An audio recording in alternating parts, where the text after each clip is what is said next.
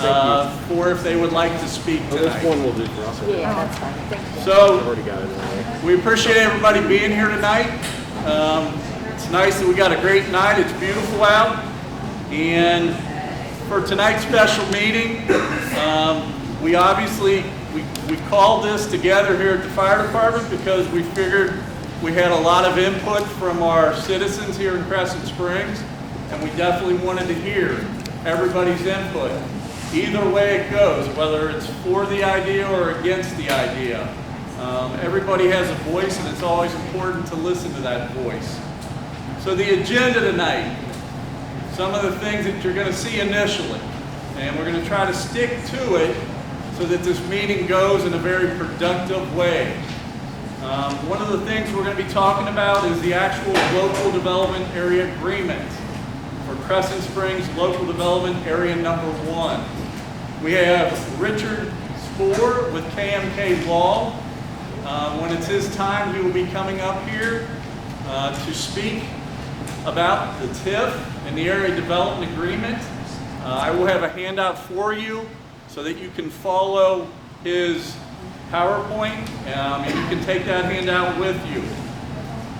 Second thing we want to discuss tonight is the new road connector idea. And if you can vision Eubank's Road and the end of the cul-de-sac of Eubank's Road, there's a connector. Currently it's a private driveway of gravel that will lead up to, ultimately up to the reserve at Meadowwood Development area. And we have Mr. Bernie Wessels here tonight to also speak on that topic. And then lastly, we'll be discussing the improvements to the current Eubanks Road, which kind of connects into the new connector idea.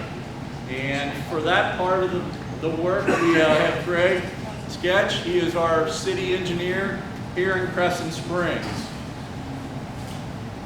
We have city officials that are here, and I would like to introduce them before we get started. And I'll start to the left of me at the end here. This is Council Member Mueller, Mayor Hartfield, City Attorney Michael Baker, Council Member Vince Albanese, I'm going to say it wrong, Council Member Chad Longbonds, and Joel, you're going to have to help me. This is Council Member Joel, but I'm going to let you help me with that last name. McMonigal. Please? McMonigal. Thank you. Council Member Patrick Hackett and Council Member Christy Arlinghouse. So, with the agenda I've set for tonight, we are going to go through that first. The speakers are going to come up and kind of talk to us, educate us, and kind of catch us up to speed on what this project is about. At the end, we will go into a Q&A, question and answer, on the agenda. That will allow you, the guests, to come on up here if you signed in to talk about your feelings about this project idea. Now there are some rules. We're going to give you 3 minutes when you get up here. Now you can come up here in 2 different ways or 3 different ways. One, you're going to come up against it, so you have 3 minutes to express your feelings why you're against it. Second way is you're going to come up for it. You can come up 3 minutes to share why you're for it. And lastly, you can come on up here and talk about, obviously, any questions that you may have specific for anyone up here and any of the guests that have spoken. But you may want to direct that. I'm going to be facilitating, so I will do my best to direct it to that person that might be able to answer that question. And remember, it's a question. It's not a discussion, and it's not 5 questions. It's a question. It will make this meeting flow much easier, and it will allow us as a group to be very more productive towards working towards the end of this meeting. So the first guest that I would like to call up is Mr. Richard Spoor, and he is with KMK Law. And Richard and his partner Jim Parsons have been very helpful with the city of Crescent Springs when it came to putting together the actual TIF agreement. And I will let him come up to give a little bit of an education on what the TIF agreement is about and what does it mean, because to be honest, folks, 10 years ago when I was in another job, if you mentioned the word TIF or TIF to me, there's a good chance I wouldn't truly understand what it is. So I think Richard's our expert in this area, and we're excited to have you here to be able to talk about it. I am just going to hand this folder around, starting up front.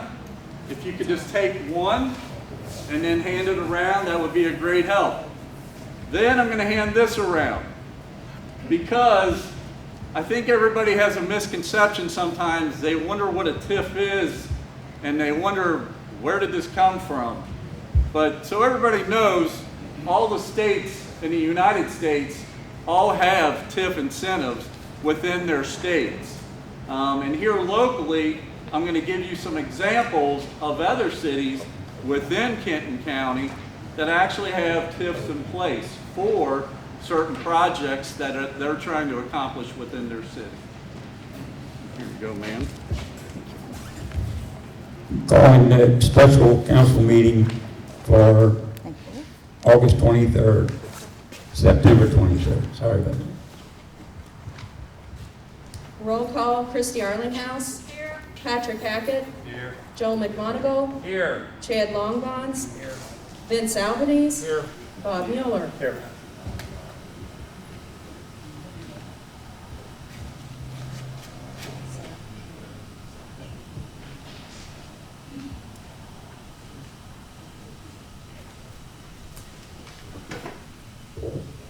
Good evening, everybody. My name is Richard Spoor, and I'm an associate at KMK. Now, I'd like to start off my talk tonight by going into some context about this particular TIF, and then going into a discussion of TIF more broadly. And TIF, for those who might not know, stands for Tax Increment Financing. Now, this particular TIF area, or local development area, as it's known, was created on October the 28th of 2019 by the passage of ordinance number 2019-11, following a public hearing held on October the 14th of the same year. Sure, is that better? So this ordinance, which if you didn't hear, is 2019-11, you'll see it on your handout, created the TIF district as it's known, and in the KRS there's a couple of varieties, and this one is the local development area.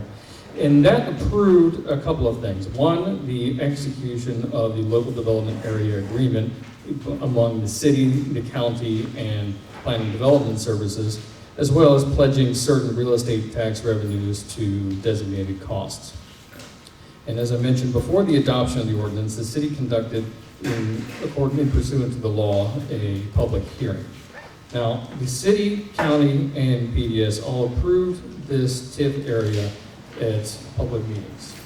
Now, local development area number 1, or the TIF district, creates no restrictions on property. It is not a zoning document. It doesn't create any restrictions on use, nor does it change the way taxes are collected. A TIF district is a designated district created by the city where the incremental increase in taxes over the base year are pledged to support certain projects within that district. So that's an important point that I'd like to emphasize here. When we say tax increment financing, what is meant is, in that district, the incremental taxes, that is, the new taxes over and above the base that are collected, a certain percentage of those will be pledged to a certain project. And usually that is done for public infrastructure needs, but for which the development would not happen. Now, local development area number 1 is approximately 130 acres. Its future use will be a residential development, and its current assessed value is $3 million. Now, the future residential development will increase that by a very significant amount. And in your handout, if you received one, there's a map of the development area. Now, as I mentioned previously, the purpose of TIF is to collect a certain amount of incremental taxes to be used to pay exclusively the costs associated with infrastructure, in this case, along Eubanks Road.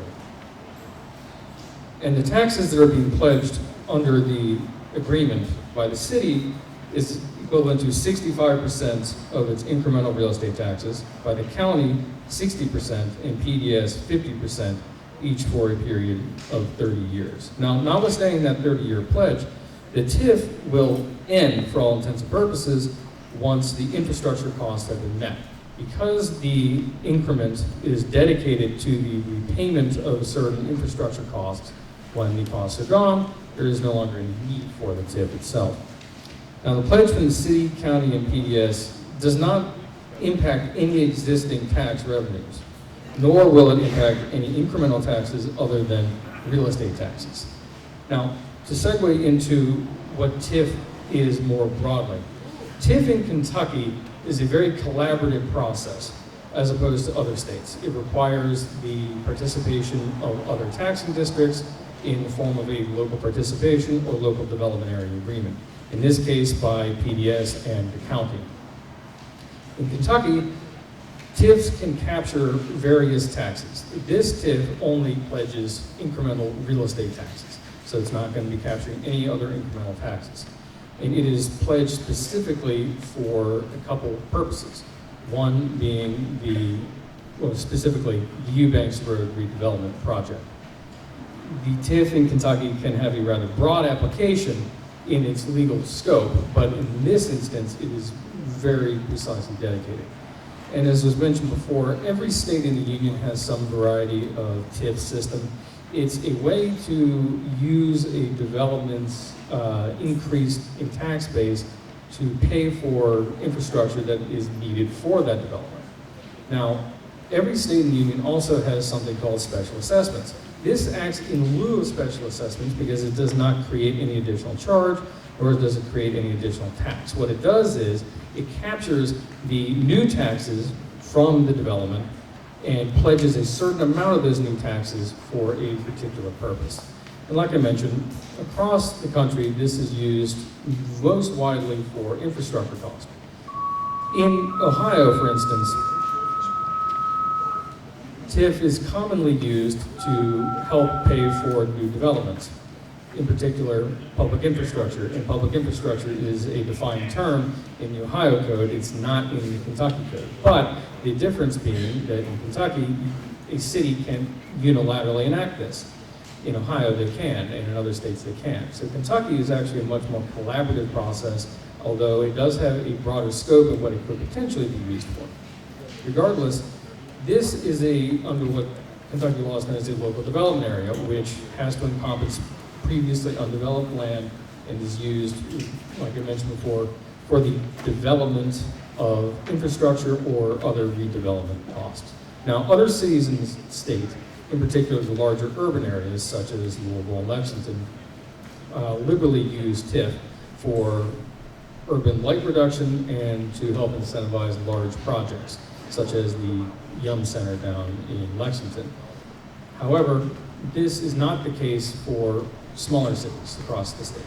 Most cities across the state employ this for the exact purpose that this is being proposed, which is to help a development pay for the infrastructure needed for that particular development. Now, as I mentioned before, this is a way to redirect incremental taxes to a particular purpose without increasing taxes or passing a separate charge. So that very broadly covers what is meant by tax increment financing and broadly covers the context of this particular TIF. I understand there likely would be questions from that because I would be confused as well. But suffice to say, I would say that the biggest takeaways from what I'm trying to convey here are: one, TIF captures increment in taxes. It does not create a new charge or a new tax. It redirects a percentage of that increment to a particular purpose. And three, it must be collaborative in Kentucky, which means the county and PDS have to be on board, which they are, and they approved this agreement with the passage of their own particular legislation. So with that, I think I'll hand off the mic to the next presenter to give some more context.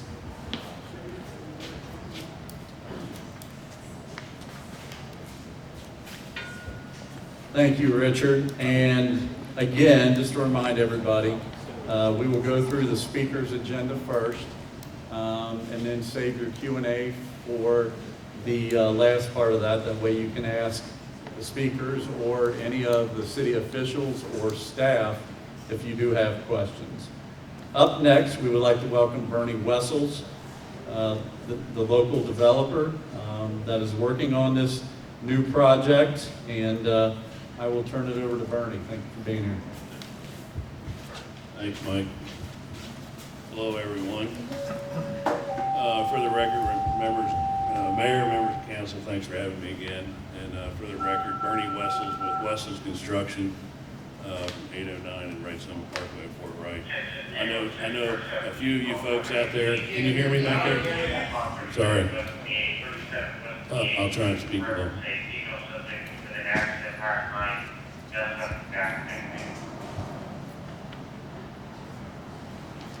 I'll try and speak up a little bit. I hope this helps. Anyway, I'm here tonight to give everybody another update on the proposed development that we're doing, that we're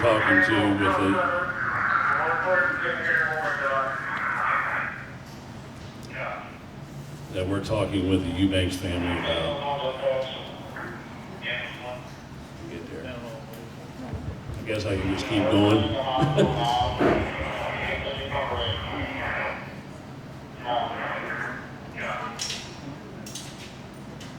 All right, we've been talking with the Eubanks family, I guess now for maybe about a year, about their proposed property. As most of you know, we have developed the crossings of Meadowwood subdivision, and we've also developed the reserves, of which Henry Fisher built the majority of the homes. Since then, I mean, the project's been going very well. As you can see when you go back to the reserves, Henry Fisher's homes, their sales are well above schedule right now, from what they've been doing. Let me wait.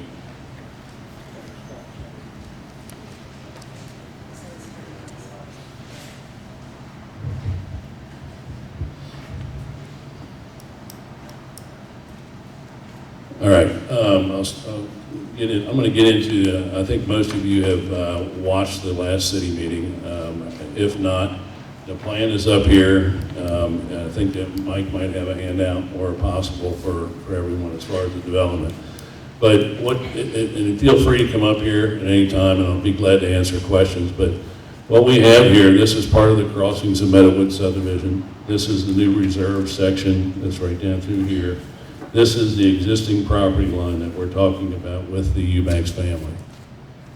What we have, I believe, is 79 lots that's in the reserve section, and currently it's proposed for 85 lots in the new section. Now that's subject to go up and down one or two lots or something like that. But I want to give everybody a little bit of history. Ever since we originally did the crossings of Meadowwood subdivision, we have worked going all the way back with Mayor Marconi. There is a clause in the comprehensive plan that calls for an additional exit to come out onto Erlanger Crescent Springs Road or Kenton Lands Road in some fashion.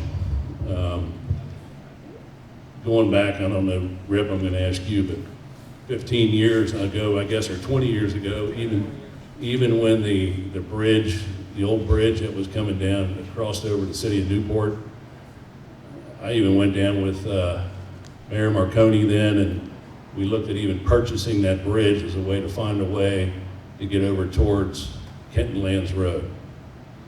If you look at the very end of where McD Concrete is in the new St. Elizabeth facility is, there's actually a piece of property that was actually reserved in an attempt, if we could get a bridge to connect Sierra Drive with that. Those numbers came in, if I'm not mistaken, was somewhere around $12 million. Another hurdle that had to be crossed with that is that property line, or the city line between Crescent Springs and Erlanger is, I think, somewhere down in the creek. So Erlanger would also have to put their blessing on doing something like that with that bridge. It's an enormous cost.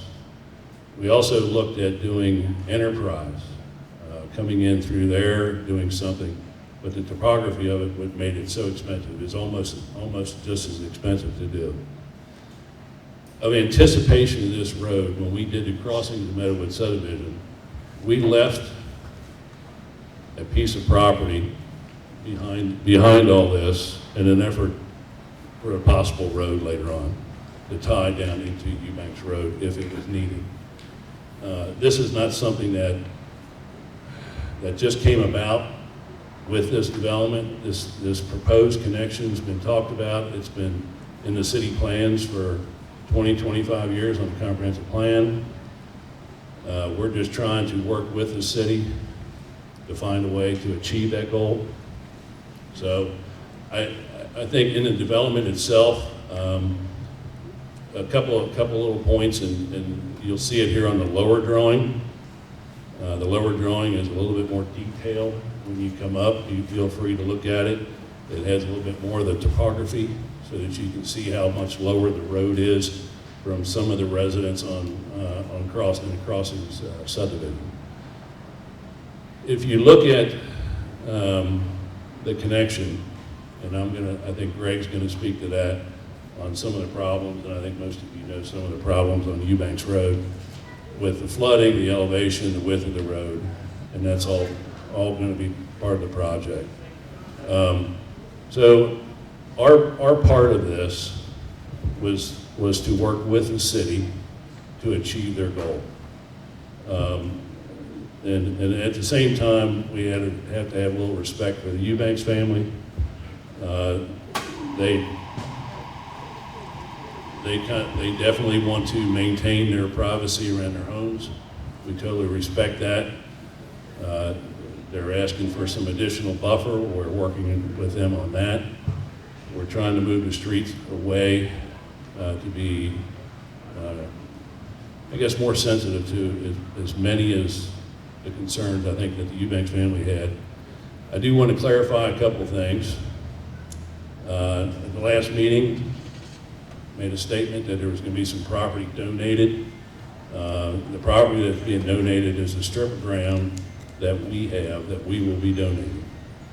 The Eubanks family is going to just be compensated for the property, and I just want to clarify that for tonight. Other than that, I'm not sure what else I can add to it, and I guess I can turn it over to Greg at this point, or Mike.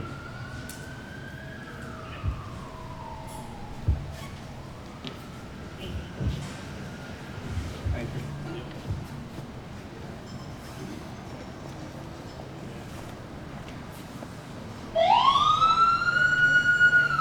No, it's this.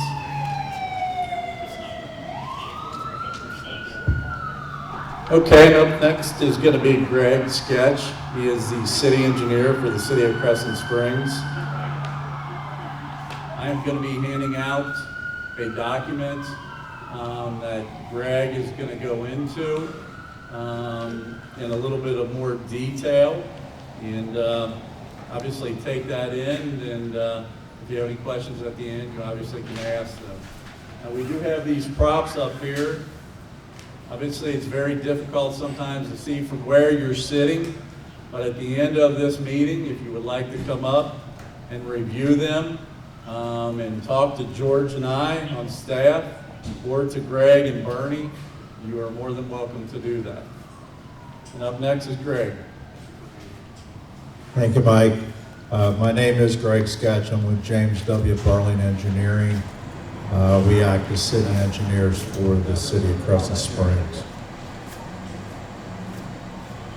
This project actually came to us probably a couple of years ago in its preliminary state when city officials came to us and asked us about looking for a connection to the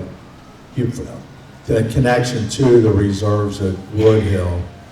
And we looked at actually a number of things. As Bernie had said, we looked also at making a connection to Enterprise. With the topography of it, it just got too expensive. You would have had to make a span and a large bridge. We also looked at what if we completely relocated Eubanks Road, which if you come up here, you'll see a little highlighted area where we actually looked at it and got the associated cost with making that relocation. That was too expensive, construction-wise was very expensive, property acquisition was very expensive. So that we were considering that as a second primary access into the subdivisions. We then backed off that and was asked to look at it maybe not as a primary access, but as a secondary access, which wouldn't be as big, wide as a road, but would still provide some access to the back of that reserves and especially for emergency services. So what I looked at, and you people, I think you're passing around the estimate, and I want to remind everybody, this is a preliminary estimate. This is, we didn't do any final designs on this. We did some final designs on the culverts and the size that we needed, but we didn't do any final design. If this project is approved, then we'll go into final design. We'll have a better estimate, and then when we go to bid, we'll have an actual cost. There was three things that stood out on improving Eubanks Road. The first one is the water problem and the flooding. And what we did is we looked at two areas that was the real culprit in the flooding. And I'll point those out to you. This is down towards the end. This is the kennel area right here. Down here as you make the turn towards the kennel area, there is a 36-inch existing culvert right there. When we looked at the drainage area that's coming into that culvert, it's 110 acres that's trying to go through a 36-inch culvert. That, in an engineering world, that does not work. It doesn't work at all, especially when there's this very little ponding area that is possible upstream. What we end up in a preliminary design is breaking this drainage area into two areas. One is a 96, 95, 91 acres coming down this along the property line here, and this is coming out of the Woodhill development up there off of Woodhill. And then the other 18, 19 acres is going to be coming through this existing, well, what we propose is a new 36-inch pipe. So a 36-inch pipe can handle about 19 acres. Right now, it's trying to handle 110 acres. So you get significant flooding coming over the road from there. The other 91 acres is we're proposing a 5x8 box culvert. So you can see the size of that box culvert compared to a 36-inch pipe. The other area that we have is coming down at the end of Eubanks Road, right before it hits the cul-de-sac there. We looked at this drainage area, and this drainage area is 593 acres. This drainage area starts at Radio Tire on Radio Road up there by Prospect Point, if you're familiar with it. That's where it starts. It comes through the little subdivision, Lauren Drive, comes all the way through Amsterdam Village, comes through Wood Creek, and comes all the way down here. Currently, there are two 60-inch pipes trying to drain 593 acres. That doesn't work. Our design, just to show you what we come up design to handle that flow, and it is very conservative in the fact that generally when you do a subdivision design, you're designing pipes for what they have is a 10-year storm, which is basically a storm that occurs once every 10 years. We personally in our firm, we design for a 25-year firm. 25-year storm. I looked at this at a 100-year storm. What we're proposing is 3 7x10 box culverts for a total of 7 by 30 feet. That's what it's going to take to get that flow out of it. It's very significant. So if you look on the culverts that I have on my sheet, the first culvert is this box culvert here. The second one is a 36-inch, and then the third one is that 7 by 10 by 3 boxes. There also is a construction cost in there because we're going to have to start lifting the road up right past the kennel and bring it up to give us enough cover to allow for the culvert to be constructed there. That was the first thing. The second thing on the road is erosion and the creek, dry creek coming up and eroding the road, and you're having problems there. We had geotechnology, formerly Thielen, look at those, give us a preliminary estimate on it. And what they propose, if you start at the beginning at Erlanger Crescent Springs Road, they're proposing a wall, a drilled shaft wall. A drilled shaft wall is they drill down into the rock. The diameter of the shaft is dependent on how deep they got to drill. One good news is rock's not that deep in this area. And then you fill it with reinforced concrete. These walls are permanent walls. So there's a proposal, there is an existing railroad rail wall that's right there in that first corner, and you can see how the creek is bending up into there. So we propose a wall to tie into there, both at the beginning of that rail wall and the back of it.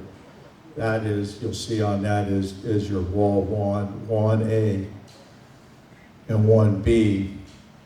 We come down, farther down, and we propose another wall. This wall right here is where there's currently a slip occurring. And then there is some gabion basque wall, which is rock and baskets. And then we propose some walls to tie into those. So those are the walls that are proposed to stabilize the road. The third thing we looked at is what road improvements. We weren't going to build a super highway. What we anticipate is having somewhere around a 16 to 18 foot width in pavement. What we would do is widen on the opposite side of the creek. Generally, in this area here where the creek is going away from the road, we may widen on this side. We're also, if you look in there, we have an item in there that we have to look at. We want to help the residents with off-street parking, so we have an item in there where we would do some improvements around the driveways and possibly give them additional driveways to create more off-street parking. So at the end, where we have it is the road improvements, the drilled shaft pier walls, and then the culverts. And we put a contingency in there with engineering and testing, and so we have a preliminary estimate of $1.5 million. That's the section that would improve from Erlanger and Crescent Springs Road down to about where the cul-de-sac is, where Wessels would come down and meet it with our road. Again, it is a preliminary estimate, but the city asked what the preliminary estimate was so they can compare this estimate to what they anticipate their TIF district is going to generate in revenues. Oh, yeah, I'm sorry. Well, with the widening to the 16, 18 feet, we would then put an overlay surface on there, which would be a new surface. We anticipate probably an average of about 3 to 3.5 inches of asphalt as a surface. Anything else? Yeah.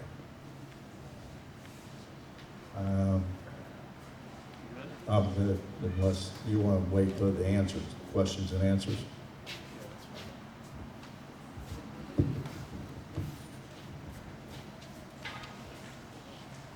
Everyone, before we move on to the Q&A, I just wanted to make a few comments for the city of Crescent Springs as a whole. There's been some themes mentioned here tonight that I think we all need to try to understand as a group. First of all, we formed the TIF agreement last fall of 2019. From that, it just sat there. That was it. We have not even activated the TIF. We have 4 years from when we implemented it to actually activate it. And hopefully that makes sense to you. Once it's activated, that TIF can actually stay open for 30 years. It's specifically geared for the project that it was put in place for, as far as the funding mechanism. The other thing is, with this project, we haven't even gotten to the approval process of the project.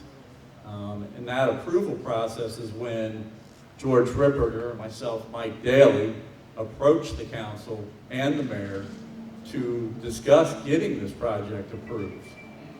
Once it's approved, that's when you go into the bid out stage, like Greg Sketch had said, for the project. And that's truly when you get your more black and white kind of cost analysis on what this project is going to be. You know, I look at it as 2 phases. Number 1 is the new connector idea, and number 2 is the upgrade on the current Eubank Road. And until we do a bid out, we're really not going to have a true actual number. Right now, this is all preliminary. And just to go back to Mr. Wessel's discussion, some numbers that have been thrown out for the new Eubanks Road connector road is about $600,000. And that's with no contingencies, but you're going to add 10% added in with any type of overrun for that specific project. Also, switching gears, I just wanted to comment. There's been a letter circulating throughout the city of Crescent Springs regarding this Eubanks project. And I just wanted to clarify a few things. Number 1, there are no foreclosures on any households or tearing down of any homes on Eubanks Road.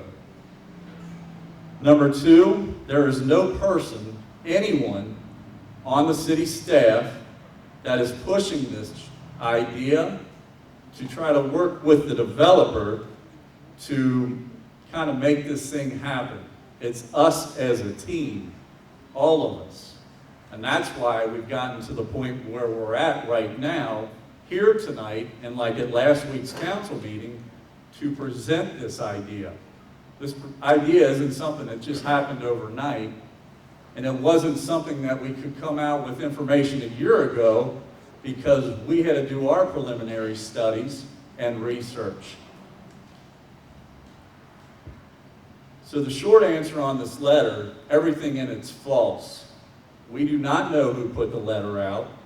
The letter was very unfair because on the return address, they put another gentleman's names on the letters as the return address, and he does live in our city, and this was not fair to him. As part of the city's effort to address concerns about a second access point out of the reserves, the city created the TIF zone in that area in 2019 to generate funds to pay for it. One option explored was to largely rebuild Eubanks Road as part of the access project, which could have included making offers to buy homes on Eubanks. Bottom line, fast forward to tonight, a full rebuild was way too expensive in light of the TIF monies to be realized. So the city is pivoting to instead stabilize Eubanks Road as part of the access project, which likely can be funded by the TIF revenue without purchasing any homes on Eubanks. It was one of those things, and I'm sure Mr. Ripper is going to come up here and speak. He is my predecessor, and he has been around this city for 47 years, and he has developed relationships with everybody in this city, including Bernie and Greg. And for me being new, I see that, and I see the positive that this man has done in his time here in Crescent Springs and to current date. But the city wanted to get ahead of this anonymous letter that it was all false, and we wanted to be able to have a chance, you know, to come out and talk as a city that that's not the case. We just had to be given the chance to get up and present like we did at last week's council meeting and tonight here for the special meeting. The next process in this is to actually do what we call activating the TIF. And that is something where Mr. Ripberger and myself do have to go to the council members and the mayor and ask to do this. And that's what we were going to do last week. However, because of all the positive feedback that we have received from people like yourself and other people in the community, we had a lot of emails, we had a lot of phone calls, we had a lot of walk-ins, and there was some concerns. And guess what? We're listening to you. That's why we're here tonight, to try to lay this project out and answer your questions. We also realize that in anything like this, you're not always going to make everything happen. But we have really, really done a tough job over the last year and a half to 2 years of, you know, running this idea through many courses of how can we create another in and out to this new subdivision. And ultimately, we settled in on where we're at here today, explaining to you tonight. There's no doubt we started off with an idea that went way up here, but we also started realizing we were having major shortfall of budget and money that wasn't going to allow us to do the project. So we had to come back down, we had to regroup. As I say, you go back to the very beginning and start fresh and go from there. And this is the idea that we've come up with, and we feel like it's a great, great project for the community. And before I turn this over to Q&A, I wanted to see if Mr. Ripperger had anything you'd like to say. Thanks everyone for coming. I don't really care for these, so I'll try to talk loud. As Mike stated, I've been here for a long, long time. You need to hear it? Okay. As Mike stated, I've been here for a long, long time. I know a lot of the people in this room. I know a lot of the business owners in this room. And I've been here since I was in my 20s, which I'm 60-something now. Anyway, I saw Crossing subdivision built. We had a lot of the same questions tonight from the residents on Meadowwood Drive when we put crossings in. We're having the same questions now from crossings when we put the reserves in. We had the same questions when we built Buttermilk Town Center and when we built Panera Bread. And you've got to understand that with progression, not everybody wins. Some people lose, some people win. You can't make everybody happy. This project started approximately 4 years ago, and they said yes, somebody in the council in the letter was pushing it. It was me. And the reason why I was pushing it was for public safety.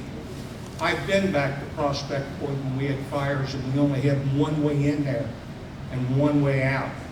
And we had to run water lines to get down to it. I think the fire department would agree with that assessment of the Prospect fire. When we had the remnants from Hurricane Ike, and tree limbs were all down, and city staff was out picking up limbs and tree limbs, and we were cutting trees and stuff and trying to clear everything. It wasn't easy. A lot of people couldn't get in and couldn't get out. So when we talked about the reserves, even though we have a road that goes around through Sierra and comes out on Rogers Road, yes, that is a second entranceway. But how many people right now on crossings or in the reserves use that? They don't. They come out with Meadowwood, they come out Woodhill on the Western Reserve, or they hit Buttermilk Pike.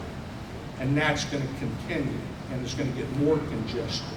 And then we're going to have the sanctuary that's coming down Collins Road, and it's going to dump out onto Buttermilk Pike. I remember when Buttermilk Pike was a 2-lane highway with no traffic lights, and we directed traffic at the intersection, and it keeps getting more traffic and more traffic and more. So I was the one that asked that we look at a second entranceway. And we looked, as Mr. Wessel stated, at the bridge that going to Delaware Connector, 12 to 14 million. We looked at Enterprise going over there, which was 12 million. We looked at coming up through the valley on the Western Reserve, and that was impossible because of the terrain. There was 350 new condominiums, approximately, going in back off Woodhill Drive, and that's going to be coming out. We've asked the developer to make a turn lane on Woodhill Drive for that. We looked at bringing it up through there to get traffic out, to keep it off the crossings. Everybody was calling and complaining because of the construction traffic. And then it went from the construction traffic to the vehicles speeding and running the stop signs. You're going to have that. You can't put stop signs up to control speed. You're just going to have it. And even after, you're going to have that no matter what. So you've got to look at what you can do to eliminate some of the traffic flow, take some of the cars away. The traffic's there now, and he still has 85 homes. And when you figure it out, it's usually 3 cars per household, 2 to 3, and 7 trips a day. And that's how they do a lot of the figuring about how much traffic flow is going to be on it. People ask if we do a traffic count, did Mr. Wessels do one? Well, don't do a whole lot of good to put the horse before the cart by doing the traffic study and then building all the homes after the traffic study's done, because you don't know the true count until after the homes are in there. So what we're trying to do is to help from a safety standpoint and to alleviate traffic. Are we going to make everybody happy? No. Are we going to make people happy? Yes. We've got things for it, and we've got things against it. And like I said, not one person is trying to hurt anybody, evaluate their property, make it rough on anybody. But with progression, you have no problems. And that's just a fact of life. I mean, you can look all around and ask the people on Collins Road about the traffic that's coming down there and so forth. So with that, that's all I have. Mike?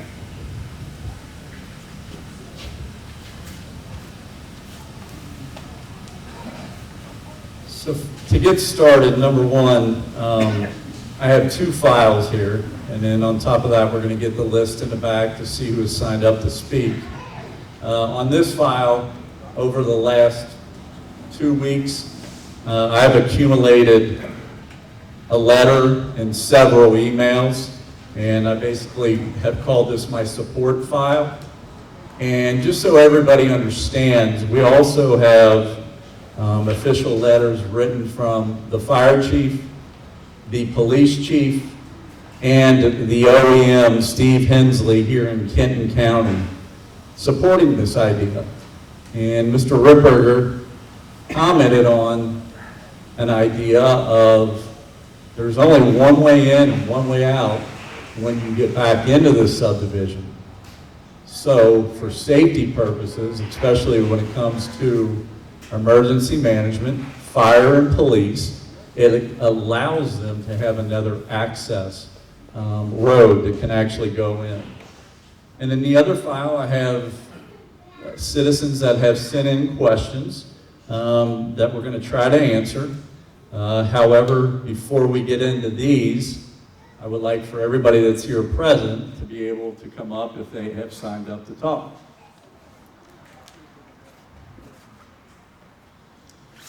And I should be respectful. Council, Mayor, do you guys have anything you would like to say? Yes. Why don't you answer the question first? It may alleviate people wanting to talk.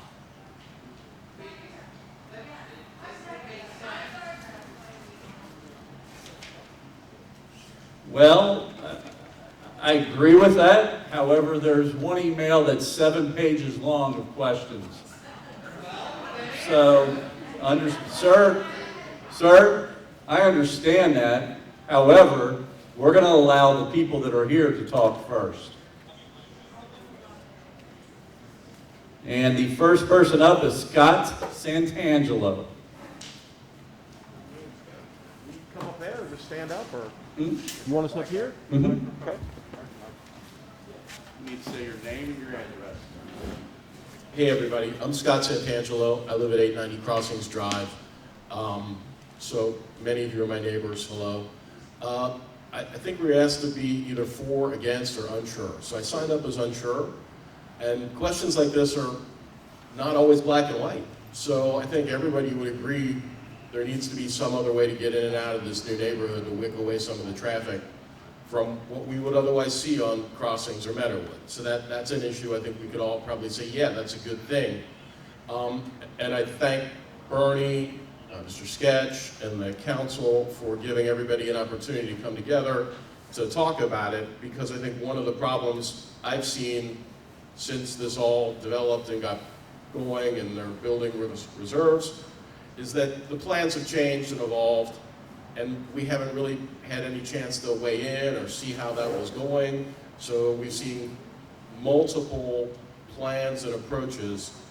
I'm not blaming anybody for that, because that's just the way the process sometimes develops out. I guess if I have a question is the plan that's being presented tonight, is this pretty much now set? Or will this also potentially change, evolve, be something different than what's being proposed tonight, or is this what everyone seems to be settled on? Is there somebody who can address that question? Yes, sir. After 2 years of looking into many options, many ideas, and studies, yes, this is the plan we are settled on. This is the plan we are moving forward. That's why we finally came to the council meeting last week, because we had actually the preliminary plans in place that we finally could present it. But yes, this will be the plan that we are moving forward on, if that answers your question. I know there was some discussion out there too about us changing the zoning to do multifamily. Not true. Just want to make sure everybody's aware of that. As far as the lot changes, there might be some minor changes as far as the street moving over left or right or something like that, but the property's already zoned for what we're proposing, and that's what we are shooting for. Does that help you?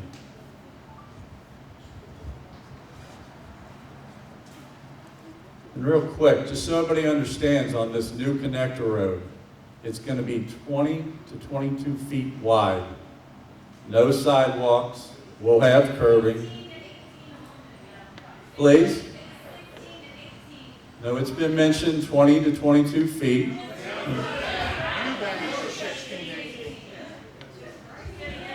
Excuse me. Don't disrupt the meeting again. Excuse me. Don't The disrupt the new meeting. section that is coming down from the reserves, that the Wessels will continue on, will be a 20-foot section. The improvements that are being proposed to existing Eubanks Road, will be 16 to 18, but our goal would be to get it to 18 feet. One other comment I do want to make that Mike said, currently from the preliminary plans, all the improvements to existing Eubanks Road will be within the current right-of-way or claimed right-of-way. There's dedicated right-of-way and claimed right-of-way. Up next is Alexis 2. Alexis.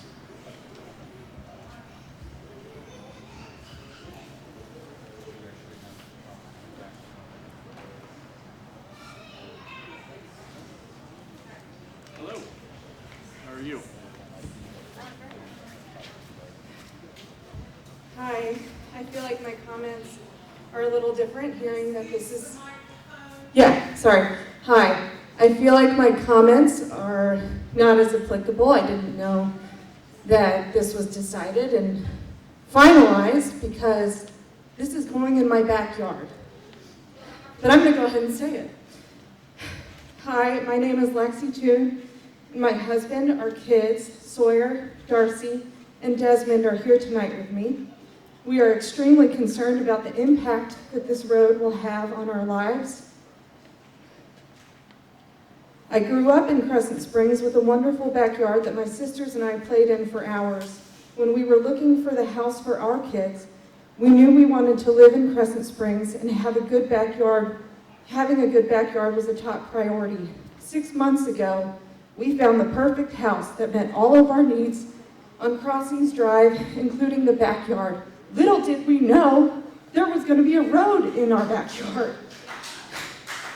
We're suddenly facing the possibility of this road being built with many unforeseen consequences. I can think of a long list of issues, such as a sharp decrease in our property value for the home we purchased less than 6 months ago, since it will now be a double front property. Our privacy being compromised because we have windows covering the back of our house, possible issues to our yard and foundation from the buildup of the road, and the safety of our house when it comes to increased ease to accessing our rear entries. My biggest issue, though, is now my kids won't have a backyard. They will now have 2 front yards. My backyard currently has a split rail fence with a gate to where this new road is supposed to be, which is not an adequate fence between kids and a street. If this road is built, I will no longer feel safe allowing my kids to play in the backyard without constant supervision. I hope the city takes this moment to listen to the voices of its citizens who are being so negatively impacted by the plan for the road that we were unaware of and is now going forward, and pursues other options as to where the road could be built. There are other options that do not rob citizens of their safety, their property value, their privacy, and their backyards.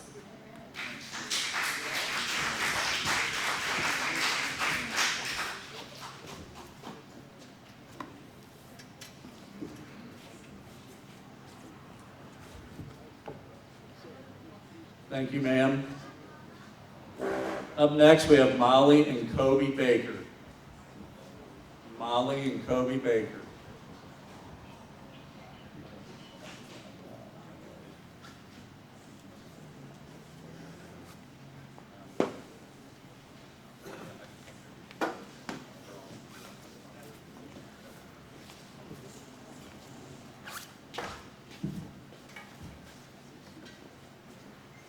I'm Molly Baker, and I'm here with my husband, Kobe Baker. We live at 932 Crossings Drive. I'm pretty sure it's safe to assume that we're here against this road.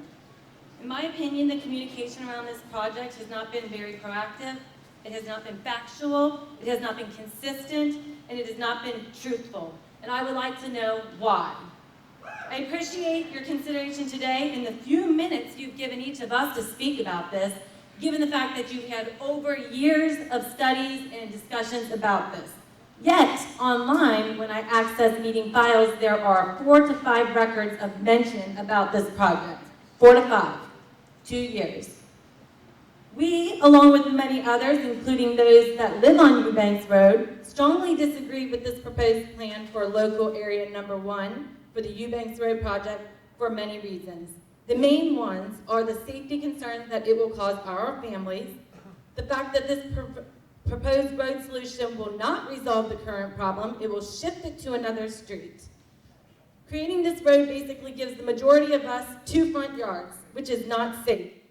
In fact, in one of the meeting minutes that I reviewed online, one of our members up here in council actually addressed the concerned citizens about safety by saying, divert children to your backyards.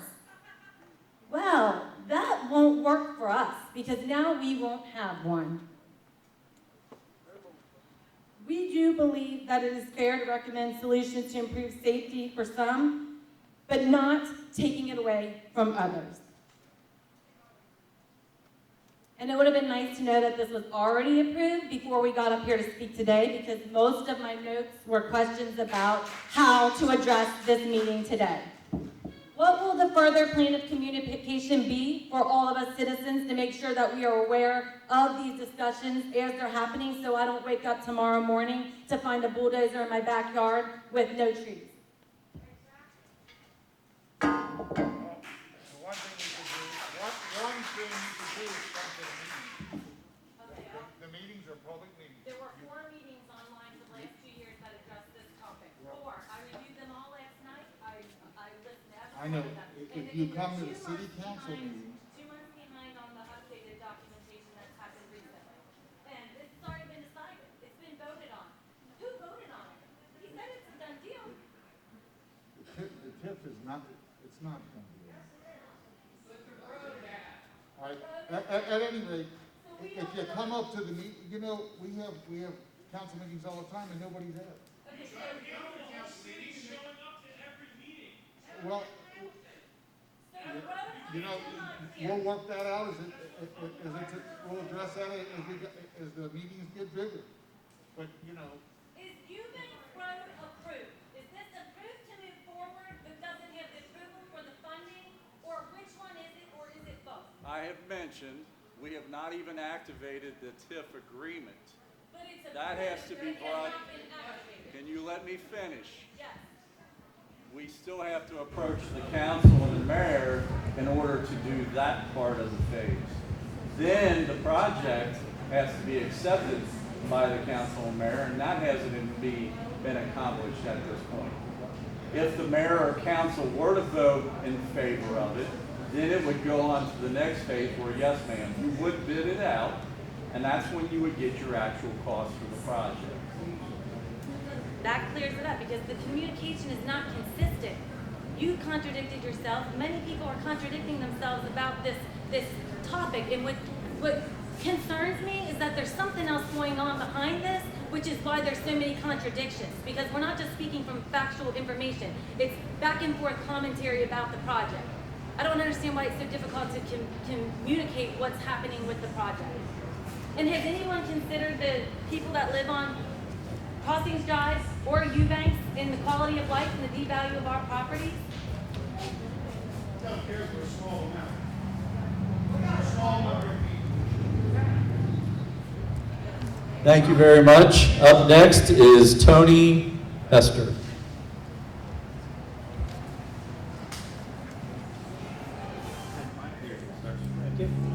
My name's Tony Hester. I live at 591 Crowley Street. I'm a little unsure on the project, but I understand construction, how it goes, how things have to move on. My main concern is 2 things. The water that comes in on Crowley Street, which a particular house has been flooded, 3 feet of water in there. Had to totally be gutted out, rebuilt. My question is, how are we going to control that water, and has that been figured in? And or do we need to buy that piece of property and vacate it so the project can go on? The second thing would be the road coming in at Eubanks. I totally understand you have to have the egress. But is it going to be a 2-lane road, striped? And how is that traffic going to affect Anderson Road? At present time, when you try to get in and out of Crowley Street and or Eubanks, people use that center lane for an express lane going up to Kentucky Motors, wherever, Western Reserve. So those would be my main concerns. But I do understand why the project needs to go on. Thank you.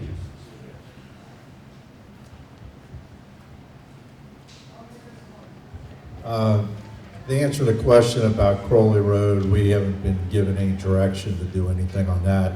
If the city does approach us, we'll definitely include that in it.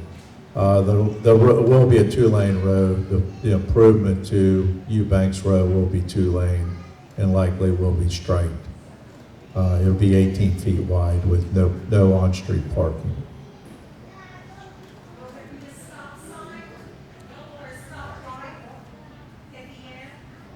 Currently, there is a stop sign. Erlanger.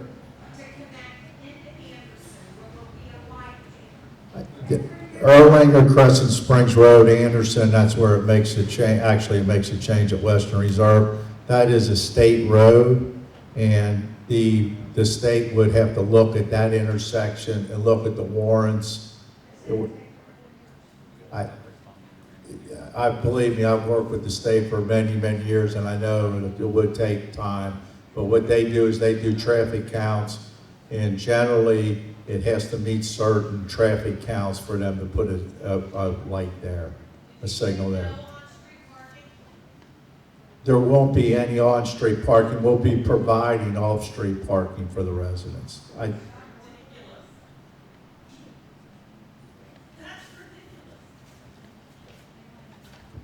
The off-street parking is for the current Eubanks Road. It's not for the new connector road. There will be no off-street parking for that road itself. On-street parking. We need on-street parking. Correct. Greg, you want to?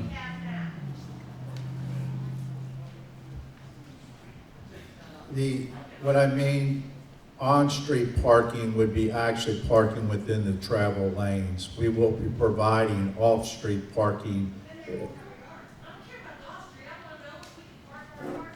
There will be provided pads off of the travel lanes onto the. That's absurd. We're gonna knock on your ordinance. We live there with our on-street parking right now. All right, we're going to move on next. Yeah, of Bob course. Flaherty. Bob Flaherty. So smart. I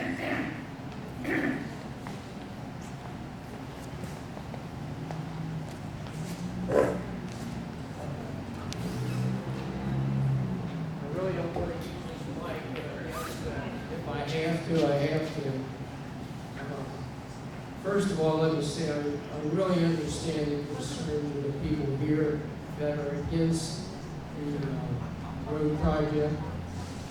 And I live on Crossing also, 905 Crossings Drive, on the other side of the houses that are going to face the road. And in my opinion, I think this traffic from this development is going to be a nightmare. It's already producing concerns and anxiety from people in the neighborhood. And there are over a dozen kids under 10 years old that live within a block and a half from my house. And there are only 12 houses with the back of their houses that face the Eubanks property and the proposed road, 12 of them. Now, there are over 80 houses that would be affected by the significant increase in traffic and would create safety issues. So, my closing comment is that I appreciate the good effort that Wessels and the city's doing to work together to try to prevent this traffic nightmare and help prevent any problems with our children in terms of safety.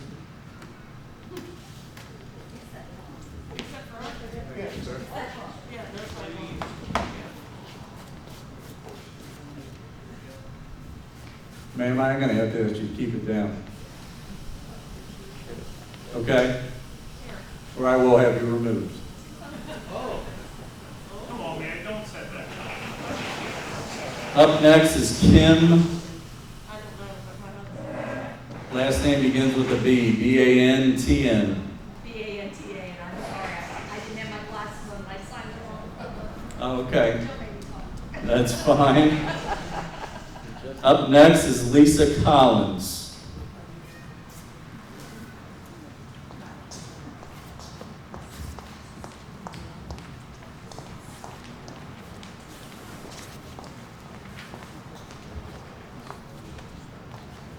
Hello, I'm Lisa Collins, and my property backs up onto the new proposed road. I've been a resident of Crescent Springs for 15 years and have been very thankful to be part of such a great community. Thank you for this opportunity to share our thoughts in a public forum and learn more about the project. We are opposed to the proposed new road extending Eubank for the following reasons. First, you're turning 12 established lots into a double frontage property, a road in front and a road in back, and this is a new safety concern and evaluation concern for those homes impacted.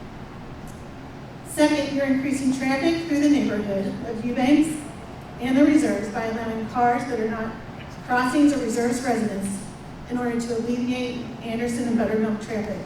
That's a new safety concern for our kids up on Sierra. Finally, the solution impacts current residents on Eubanks and crossings rather than using undeveloped land that would impact less residents, or no residents at this point in time. We're long-standing loyal residents of Crescent Springs who have treated the city with respect and dignity, and we would expect the city's solution to treat us with respect and dignity as well. Some ways to accomplish this: first, a more thorough evaluation of alternative routes and in-depth communication or transparency of these alternatives to the residents impacted. Can you push harder for alternative routes? There's lots of tax revenue that's being generated with 80-plus houses. What's the return and how long is the payoff?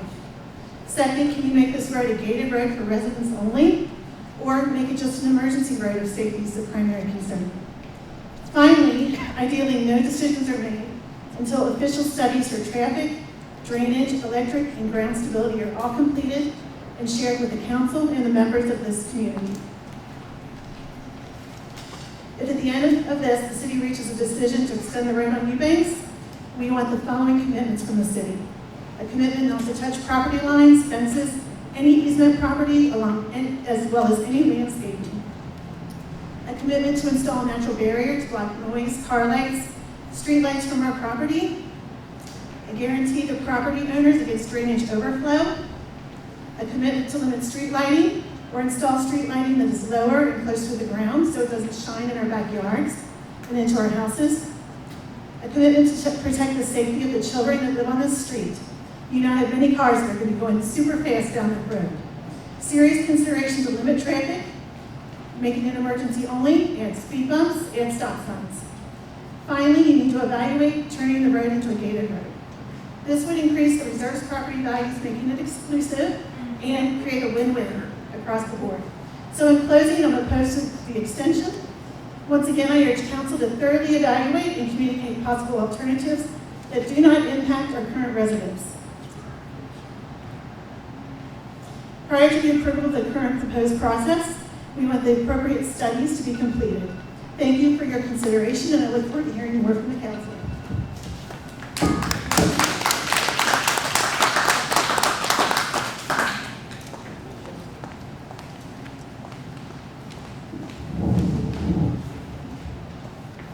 Up next is Julie Barzak.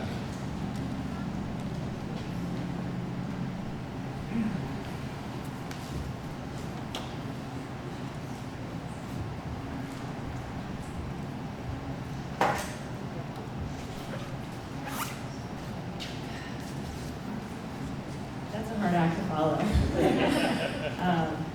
I agree with everything Lisa just said. My name's Julie Barzak. I'm here as a representative for a group of the 12 houses plus, I think, probably, because that's maybe only counting the crossings, and that's not even taking into consideration the folks that live on Eubanks that are affected as well.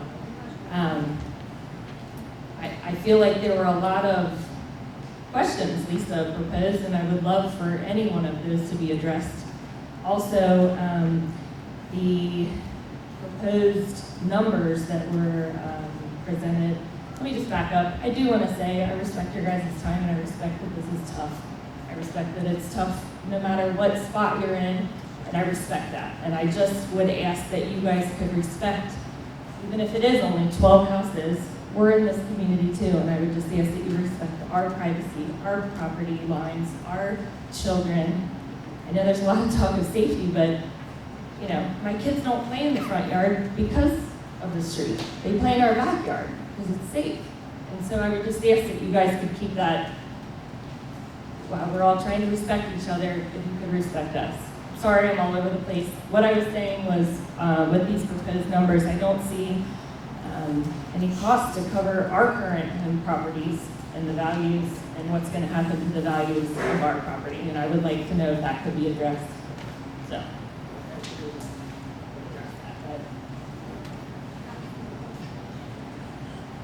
The values of our property are going to be severely affected, and I just wanted to know how that's going to be compensated for the 12 families that are affected.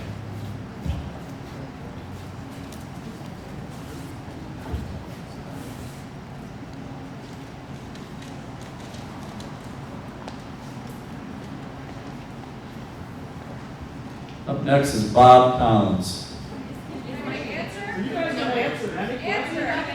We don't have an answer on that right now, so there's no clear-cut answer I can give you on that last question. Do you have any type of idea of how directly it's going to affect our property? That is something I cannot give to you right now. And anybody that's worked on that plan up there to address that? Like what in that plan, what are property lines, like where in that plan? I'm not an architect, so I can't read that to understand exactly how far to scale it's going to be affecting my backyard. Oh, I thought you meant your actual property value. Hang on one second. Well, I mean, it's directly affects both, yeah.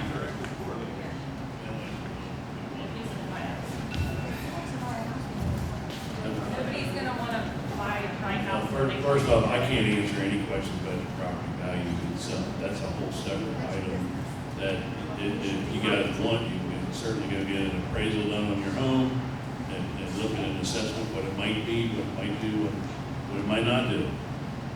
My history, and I looked at an apartment complex that we did right down here on Crescent Road. And the single family homes came in and built after us. Years and years ago, we did a little study on it. The homes that abutted the apartment complex actually went up in value. And it's all public record, so anybody can go dig up the research.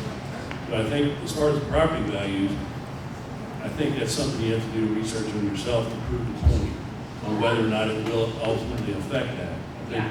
But we are not, I want to address the other part. We are not going to be going onto anybody else's yards on back crossings or anything. We're going to stay within our boundaries. That if everybody gets a chance, come on up here, look at the topo that you're on. This road is, Greg, how much lower? So 12 to 14 feet lower than the existing property line on the rear of the homes on crossing. So it's about, probably as tall as this garage door, that the road is that much lower than the rear property line. So there's no danger of a car being able to come up that road and climb. I know you all know how steep the backyards are in your rear yard. It's very steep. Okay, well, come on up and look at where your house is and where we're going. I've looked at that extensively. I feel like my question is getting Well, we have no plans. We have no plans to come by and touch anybody's rear yards, remove fences. But I mean, there will be a road in our backyard. For a few people, sure. For 12, I'm sorry, only 12 people, but the realtors that I've spoken to since this has happened, they've all said a front. I think it's about 8 people, I believe.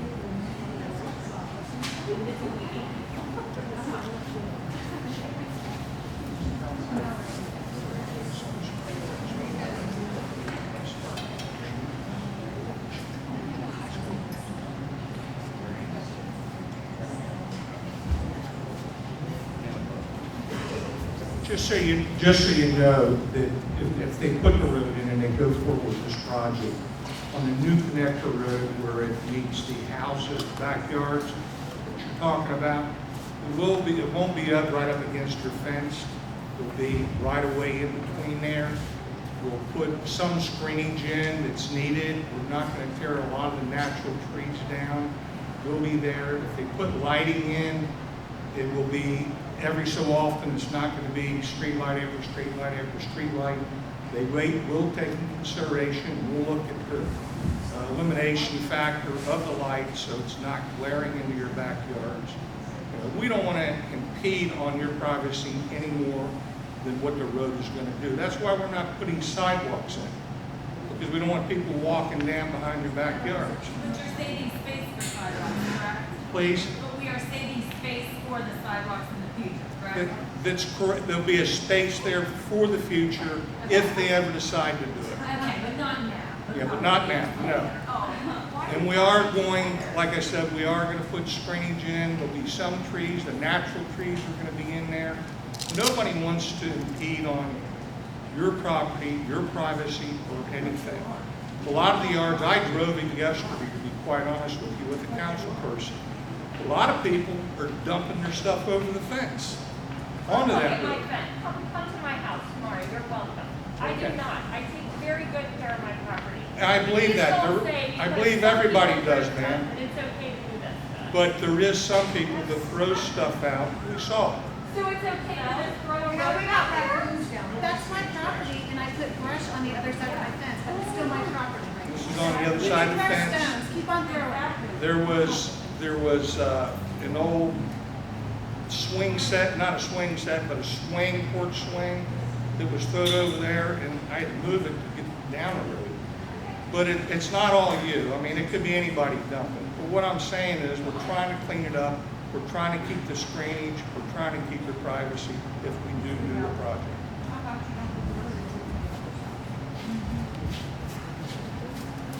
Mr. Collins?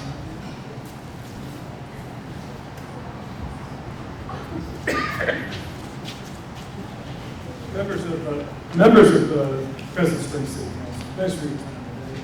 I think we can all understand how we got here today, right? With last week's city council meeting, and that letter was unfair for the most part, but what it did bring to life was it made public what the TIF was for.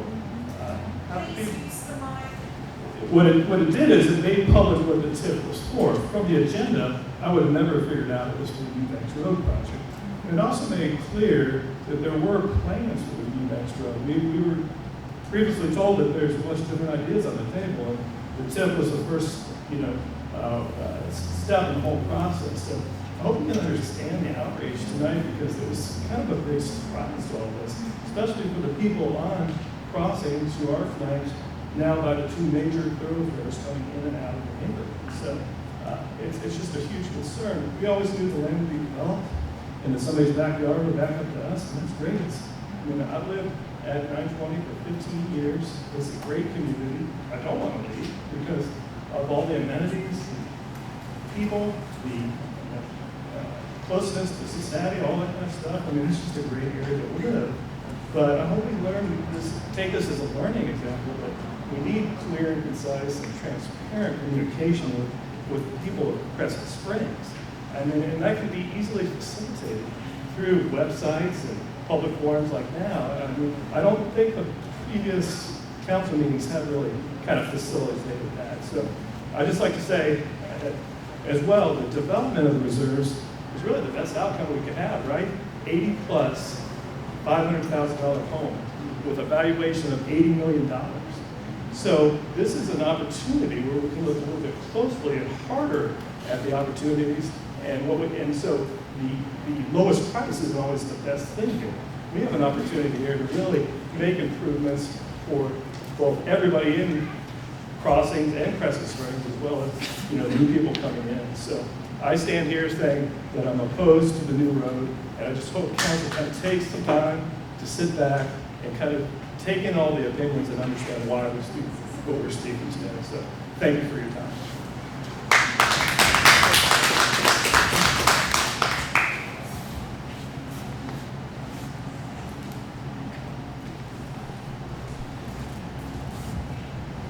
Julie Paulson, you're up next.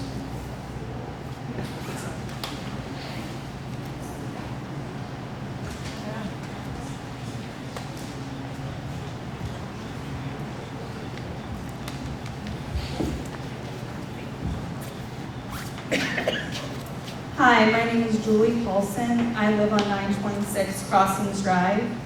I just want to say that I really wish my questions were addressed before I got up here to be permitted to ask my one question. For the record, I'm opposed to this project, and I agree with the statements made by my neighbors. I also will be one of the 12 families who will now have 2 front yards, and I have 2 young sons who will now be in danger. It was stated that the purpose of this road was for the safety and the response time for the homes back in the new development.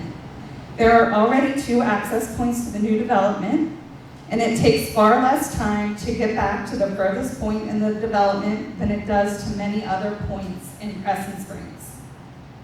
So this argument is extremely weak. I look forward to the responses to my original questions. Thank you.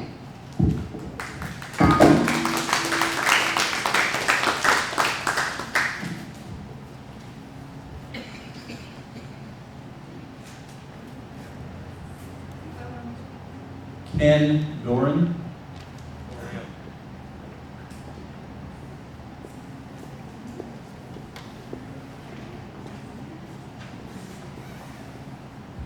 Thank you.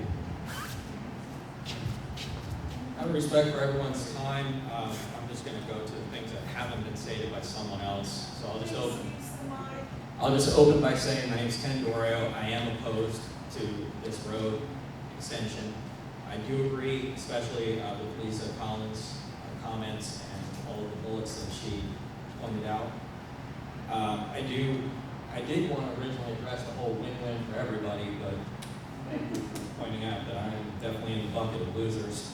I'm one of the 12 houses. Specifically, I did want to ask, though, the 8 to 12 feet, does that apply to the Meadowwoods backyards as well as the crossings? Because I'm one of the Meadowwoods. Can't hear you. You were talking about, I'm one of the ones in the cul-de-sac.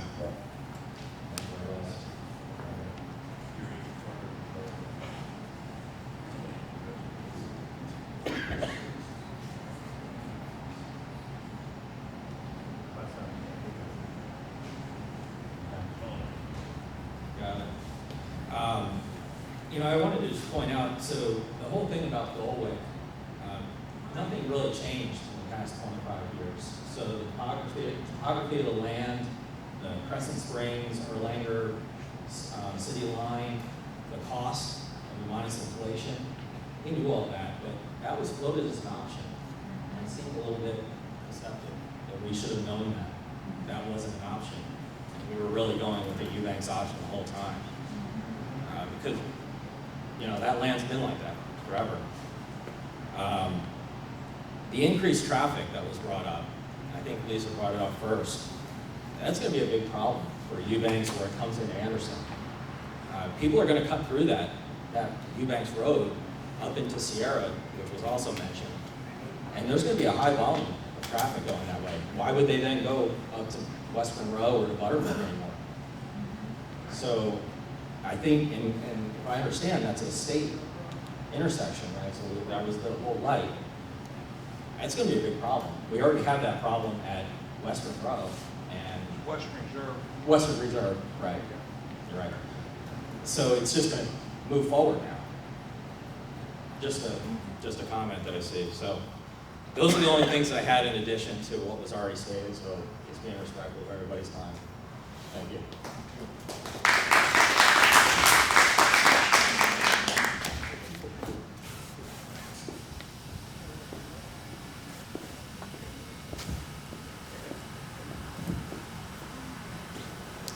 Sorry, but I'm not going to be able to read this.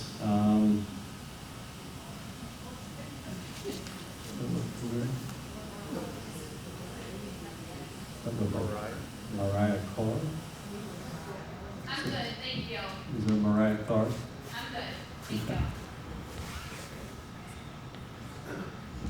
Up next is a Missy Kidd. Missy Kidd. Phil Kidd.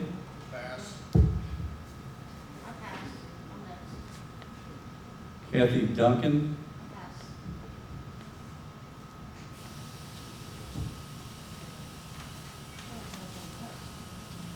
And a John Love.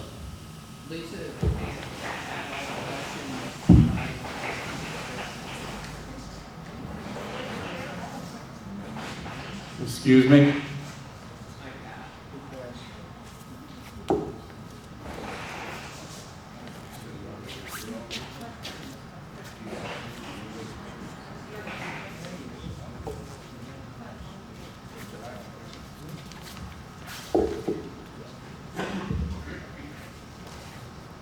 So everybody up here, I'm going to be reading a question that we have received via an email.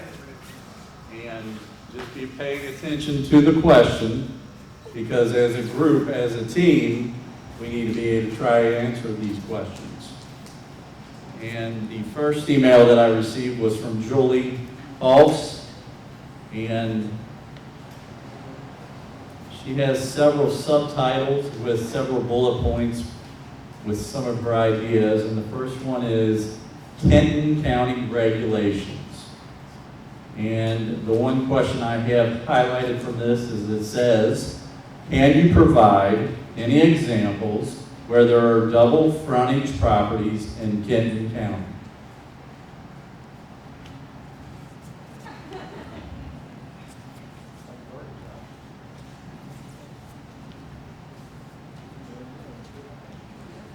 Julie, I do not have an answer for that.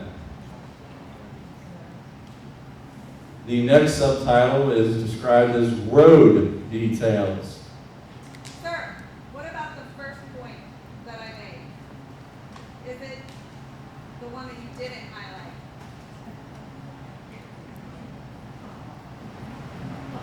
Read the first bullet. Lots shall not have frontage onto more than one street except when it is a corner lot, when the rear of a double frontage lot abuts an arterial, freeway, access drive, or collector street. Greg, you want to come up here and read this? It's rather lengthy. That was it. Starts right here. You can read it to yourself. And then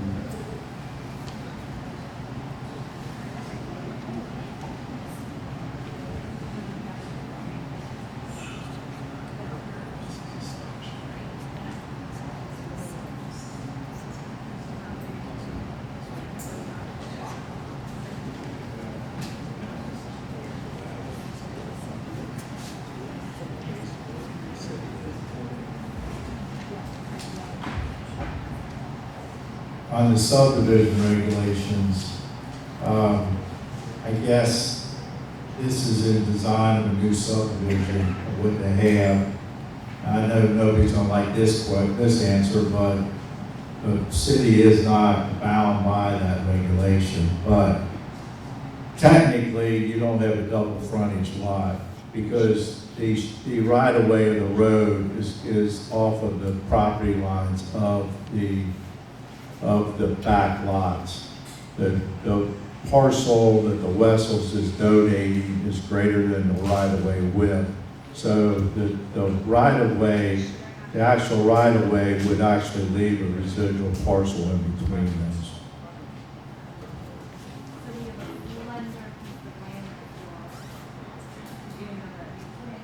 under road details, the first question is how high will the road be built up? And I think that has been mentioned.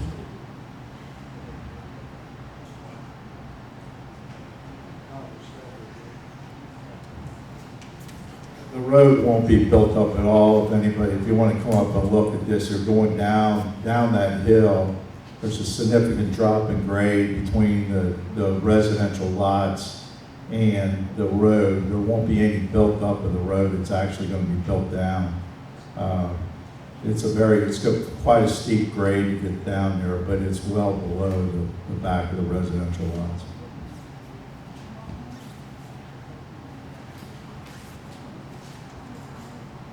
Next question is, what is the proposed speed limit of the road?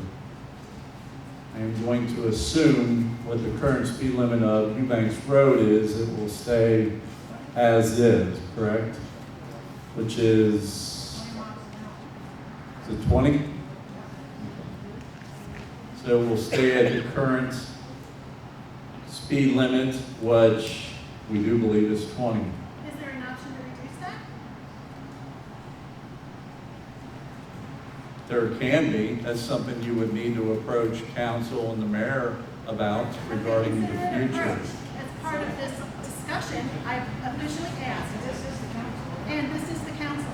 So as part of the solution, you guys should be considering alternatives, and the request is, can that be one of them? Okay, thank you.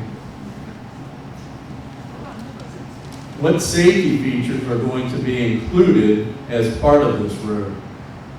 And I think that's directed more at you, Bernie, and that would be considered the new connector idea.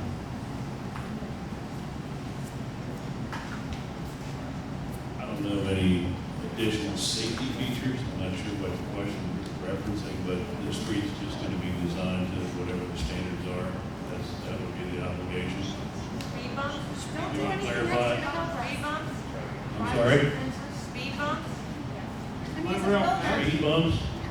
I don't know. I mean, that's up to council. If council wants speed bumps in it, I mean, that's up to them. It's something I can certainly be reviewed.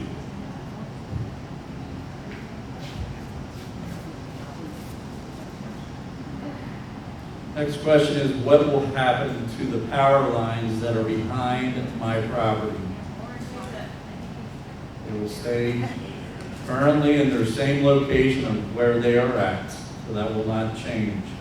They won't go underground like normal new development or subdivision like the reserves will have? It's an existing power line, so the answer is no on that. It will currently stay in the current state. And that could be a hazard for us if someone hits it. That might be the existing power lines for you around West Street. But it's not on their property anymore, that we bought the land. Wherever there's a power line, there's an easement for that power line. So the power line itself will all do UPNC. UPNC provides a service that you can expect from subject to law. The next question is, how much will remain of the natural barrier that currently exists? It pretty much is going to stay intact because we are not taking over any of that barrier. What does that mean? What? Not for very minimal. Next question, what are the orange flags currently tied to trees identifying? We are assuming survey stakes. Has Enterprise Drive been explored as a possible location for this road to begin? Yes, it has. And from my experience in that discussion, was here much before I arrived. It gets into a major topography issue, which obviously gets into a budgetary issue. You skipped one question. Will any barriers be put in place to keep a car from coming into our backyards? Or front yards? No, ma'am, they won't. These guys aren't gonna have it.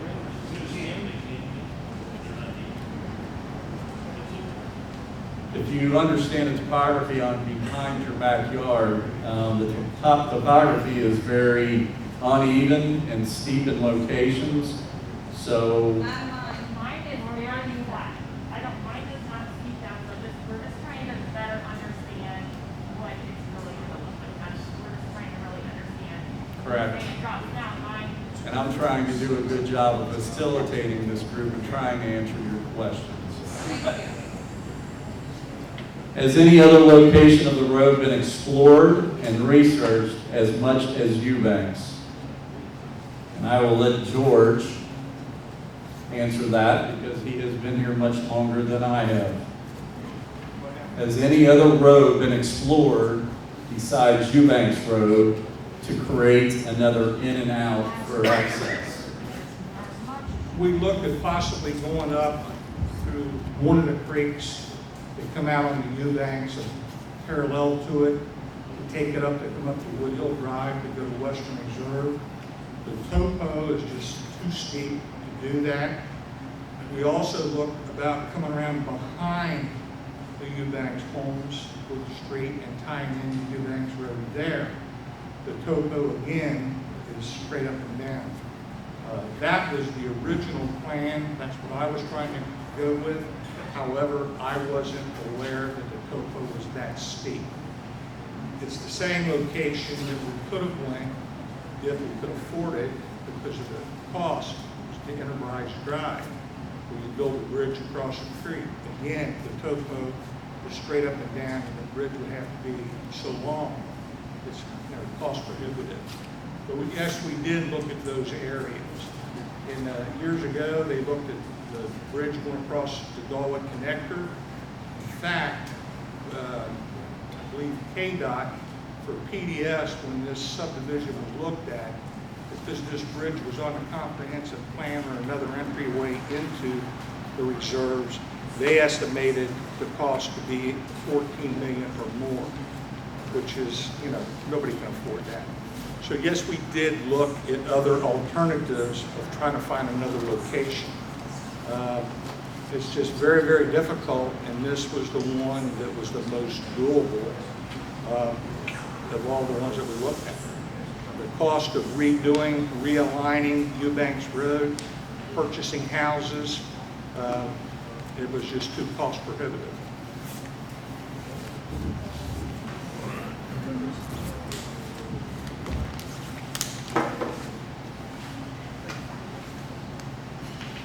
This is just a comment. It discusses, I am worried for the safety of my family that this road is built due to the greater risk of criminal activity. With the road, my residents will have an increased risk of robbery, and my children are at much greater risk of child trafficking from perpetrators being able to enter and exit through the back.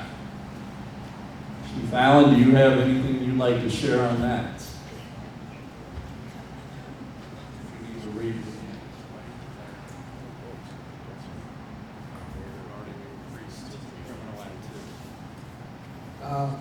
This road won't increase criminal activity. It's no different than the roads we have in the city right now.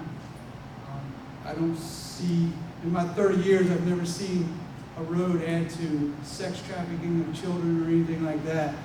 My department will take care of any road that's here, takes care of the neighborhoods. It'll be clearly visible. Nothing like that will happen here, so it will not cause any additional crime or anything.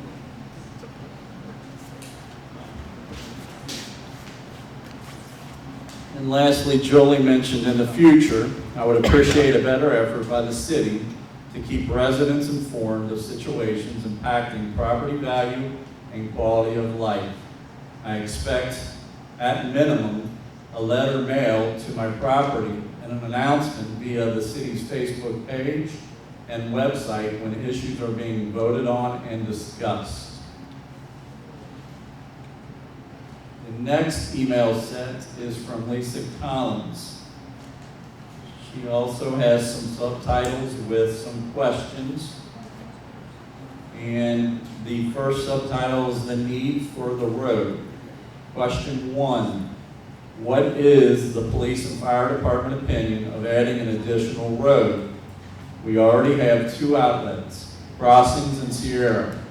Is another one essential for the safety of the residents? Can they speak to this at the town hall? Chief Allen and Chief Wynn, would you like to say a word or two? So it is a standard policy of the fire department that we go 2 different directions to the fire, or even some ambulance runs. So we need separate access points to get there. And the reason behind that is if one of the trucks are in an accident or held up by an accident, we have an alternative way of getting there. If you notice how Villa Hills and Crescent Springs is built right now, all the roads loop to somewhere else, with the exception of Prospect Point, which we're working on. So yes, it's very essential that we have at least 2 ways in, 2 ways out. Chief Allen.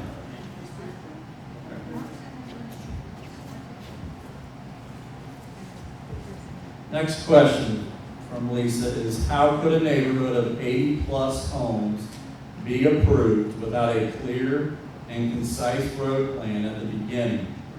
Shouldn't this have stopped the development up front? If it is critical, I would assume it would have been part of the initial plan with a clear route in and out.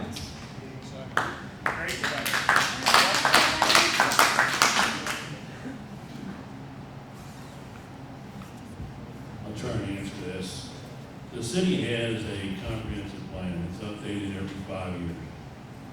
It's a very public meeting. It's held in the Planning Commission office. The city looks at what growth they want in the city every 5 years, and they vote to accept that. Planning Commission looks at all the changes that they want.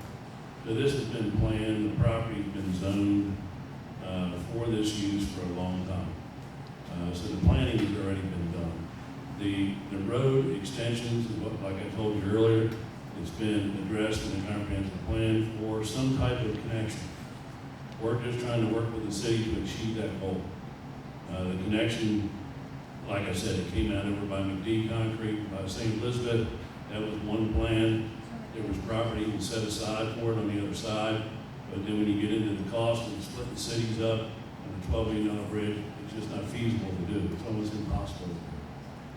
But for the planning part of it, the property's already zoned. So from our perspective, we would just submit plans that works with the zone. How long have you been working on the Eubank road? I'm sorry, I couldn't hear you. So how long have you been surveying Eubank? Surveying Eubank's, How long have you been using that as an option? surveying the Eubank's property? No, the road. How long have you been? Oh, I have not done anything. That's nothing to say. Did Wes's work with the judge executive to set up a comprehensive plan? No, I have not worked with Joe executive on it. I didn't say you, I said Wes. Wesson? Wes's? Yeah. I've been on the planning commission years ago. You know, I've been involved with a representative of Crescent Springs for a few years. I represented Fort Wright for a few years. So the comprehensive plan is a moving tool. It's a tool that guides the city officials on what they want to see happen in their city. All right, and a lot of that's done behind the court. No, it's not. It's very public. And some of those meetings went till 1 or 2 o'clock in the morning. And it's not, nothing done behind closed doors. That's not a fair statement. I just want to add, the question was asked about the survey marks. Let me tell you how this. Well, that really isn't my question. My question, I want to know how long you've been planning on doing this on the road. 18, 19, 2000. So how long have you been planning on using Eubanks Road? That's what I'm going to address. Okay. This was talked about probably 4 to 5 years ago. And we're just now hearing about Let it? me finish, ma'am. Let me explain. I'm going to explain the process. We talked about it ever since they started to put in the new crossing subdivision. We looked at Eubanks Road. We looked at all the other things that I told you about. There was actually a committee within the city of Crescent Springs that consists of Councilman Hackett, myself, Mike Daly. We looked at the different options. We looked if we were able to put a new road in, no matter where it was at, how would we fund it? We come up with the TIP project. We talked with Jim Parsons and Richard Spore about how to put a TIP in, what the TIP could be used for. Mr. Hackett put all the numbers together. I had to go up the numbers, what it was going to cost to build the road. The price got up by paying or purchasing properties on Eubanks Road way in excess of $8 million, $9 million, somewhere in that neighborhood. What we had to do in order to find that, we saw the survey marks because we asked our city engineers to look at it, survey it, see what the total was, do an aerial map, see if we could find an alternate location to put in the road to create a second access point. That's why you've seen works, that's why you've seen survey works. It's not because, oh, we took Eubank Road, say we're gonna do that. We will look at all the options. We had to look at the options that were kept within the confined use. So you decided that about 2019? Probably 2019. We could not come to the public and say, hey, we're doing this, because we didn't know what we were doing. We had no idea. We had no idea what direction we were going, how much money the TIF would create, what the project was going to cost. To be quite honest with you, we didn't even have a drawing of this Eubank Road till last weekend, or the weekend before the last council meeting. We didn't even have any cost estimates till then. Before we could even say anything to anybody on Facebook here, to have a public hearing, an anonymous letter went out. And yes, we have ideas where it came from and why it went out, but we can't prove that. The point is, the letter was full of false information saying we were taking your properties. We were doing all that stuff. It's not true. We've been hearing that for over a year. Do what? We've been here for 2 years, you're going to take our property. Did you ever come to the council and ask? The Eubank Road Improvement Plan is dated a year ago in August, so this was well around beyond a week. Well, I thought you said you wasn't aware of it. I'm aware of what I collected since I've been brought aware of this when I received the letter in the mailbox on the 16th of September. I did a lot of research since then. This is over a year old, it's not a week. We're always going to come together like this in the The future. city engineer's drawing is what you're talking about. But actually, my question is this, and you've asked us questions, if you saw these things and you had questions about them, did you come to any of the council meetings and ask? We didn't have these. We didn't know about it until we got the letter. Yes. Well, that's what I'm saying, the drawings that you just got, we just got Correct. 2 weeks ago. Those have been going together for a lot longer than that. I'm an Yeah. architect, I know how long this stuff takes. If you're trying to say that that came together in 2 weeks, I'm I calling you a didn't liar. say it came in together in 2 weeks, I said we just received it. But it was a year ago. Excuse me, I developed this plan. The first plan that I developed, that we did an engineering cost on, was the actual relocation of Eubanks Road. That involved the city purchasing the properties. When I did that estimate, we did the estimate, the council did the estimate of what it would cost to purchase all the properties. It was cost prohibitive, it was beyond what revenue would be generated by the TIF. Then I was given the charge to look again at Eubanks Road. I prepared this plan. That plan was prepared on 9/14. That's when I prepared the plan. It's on the plan right here. I prepared and presented it too. You're looking at Bernie Wessel's plan. That is not the plan. The plan that I prepared here was on 9/14. that George said, can you get a plan, a preliminary estimate together? I involved geotechnologies. They came, did a walkthrough on the road. They didn't even do any actual borings or anything. They give a preliminary estimate.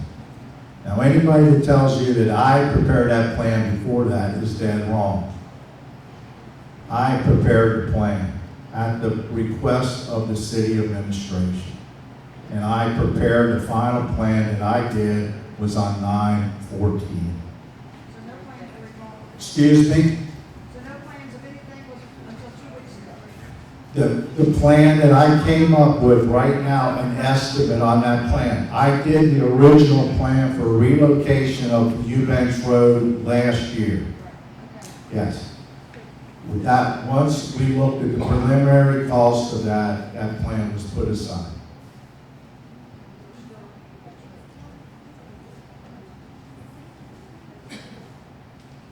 Sorry, Bernie, I'm going to bring you back into this. As part of question 2, as part of the development, was there a study completed to determine outlets and traffic needs? If yes, by who? There is a traffic study that's been done. planning commission, when you submit for a development, the planning commission has a requirement to submit for a traffic impact study, as when it reaches over so many lots. I don't know what that number is.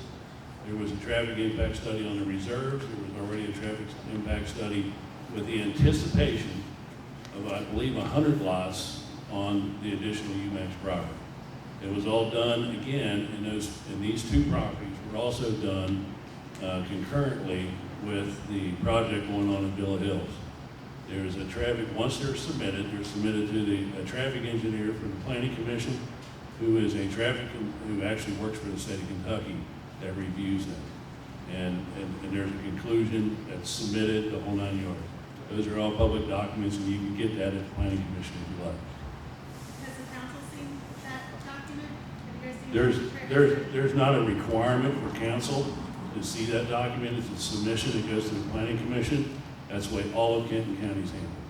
But the council is more than welcome to get that document. Yeah, I think it'd be important if you're voting on this to understand the traffic. Okay, you do understand they're not voting on the development itself. It's just the road connection, correct? Yeah. I understand that. Thank you for the clarification. The next subheading that Lisa has is, are there alternative routes that could be considered? I think we've kind of covered that, but she asked, can they take a right off of Eubanks Road and build the road closer to Anderson / Crescent Springs Road?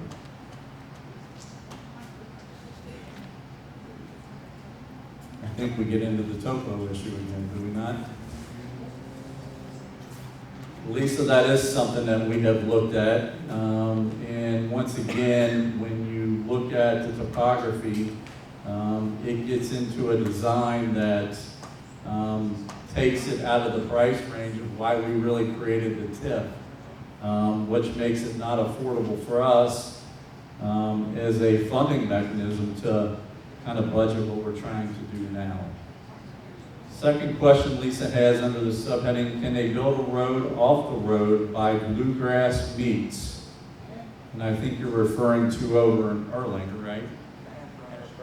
Enterprise. That has been mentioned and it has been researched and looked at, but obviously that gets into the cost amount that is truly not affordable for the city of Crescent Springs. And that's something obviously that would have to be partnered with Kenton County and the city of Erlanger. Number 3 question, is it an option to limit the road to be used as a true emergency road only and limits all other traffic? With that question, it kind of goes against the theme of what we're trying to do, but I do understand the point of view you're bringing up in this question. However, that is not something we are considering. Next subheading is, if the road is being built in current proposed location, there is a creek and a pond in the direct route of the road. They often overflow, and it is definitely a wet zone. Has a study been done to ensure the ground is stable enough to hold the road and also avoid risk to drivers?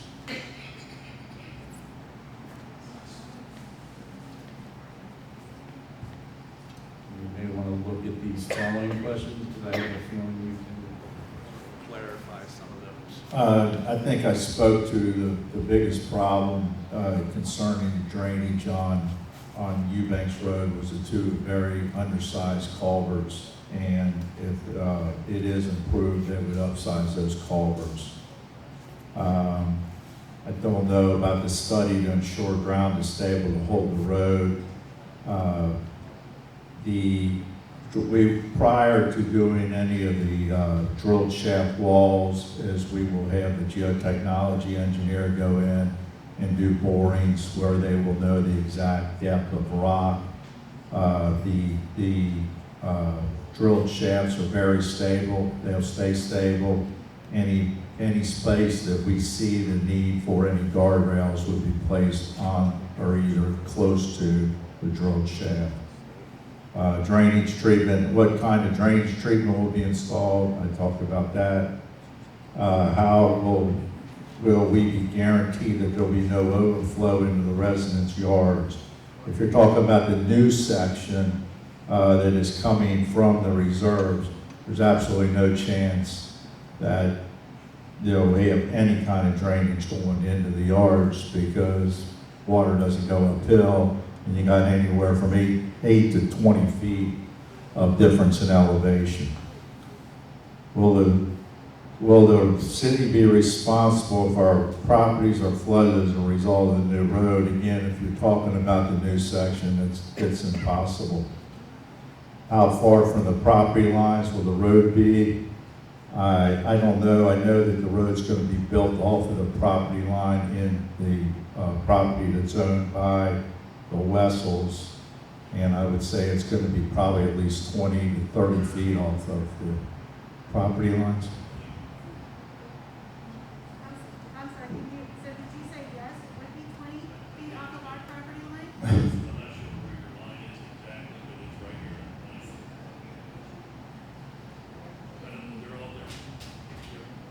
On the average.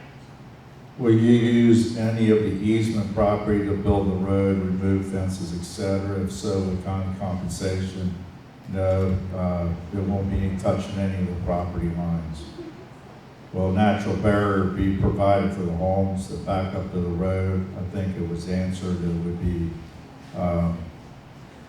as much natural vegetation will be kept, and again, the road is 8 to 20 feet below it. When do you anticipate building the road?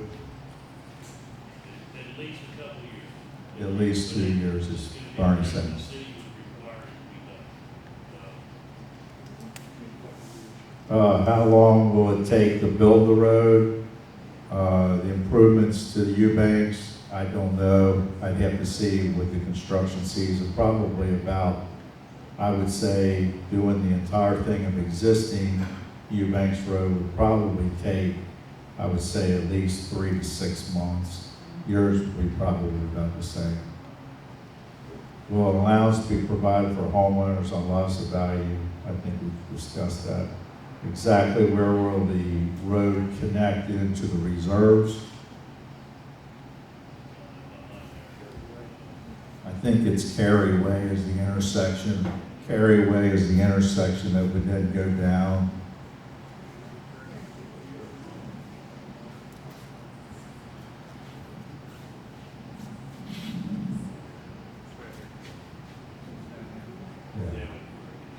Yeah, they come from Cary Way and then it would take a left-hand turn.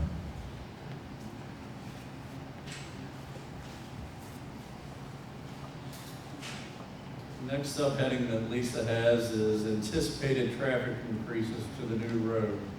At the last meeting, you said you anticipate this road will be used for overflow traffic from Anderson-Crescent Springs Road to avoid Buttermilk.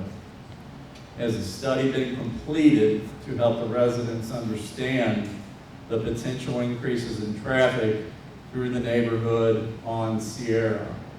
And I think going back to some things that Bernie has mentioned, there have been traffic studies that have been completed, and they have been submitted to PDS, and then PDS follows their process of signing off on that, of whether they're in agreement with it or not. And all the traffic studies that I've seen to this point for the new subdivision that has been developed, everything has been okay. Will anything be done to minimize traffic going through the neighborhood?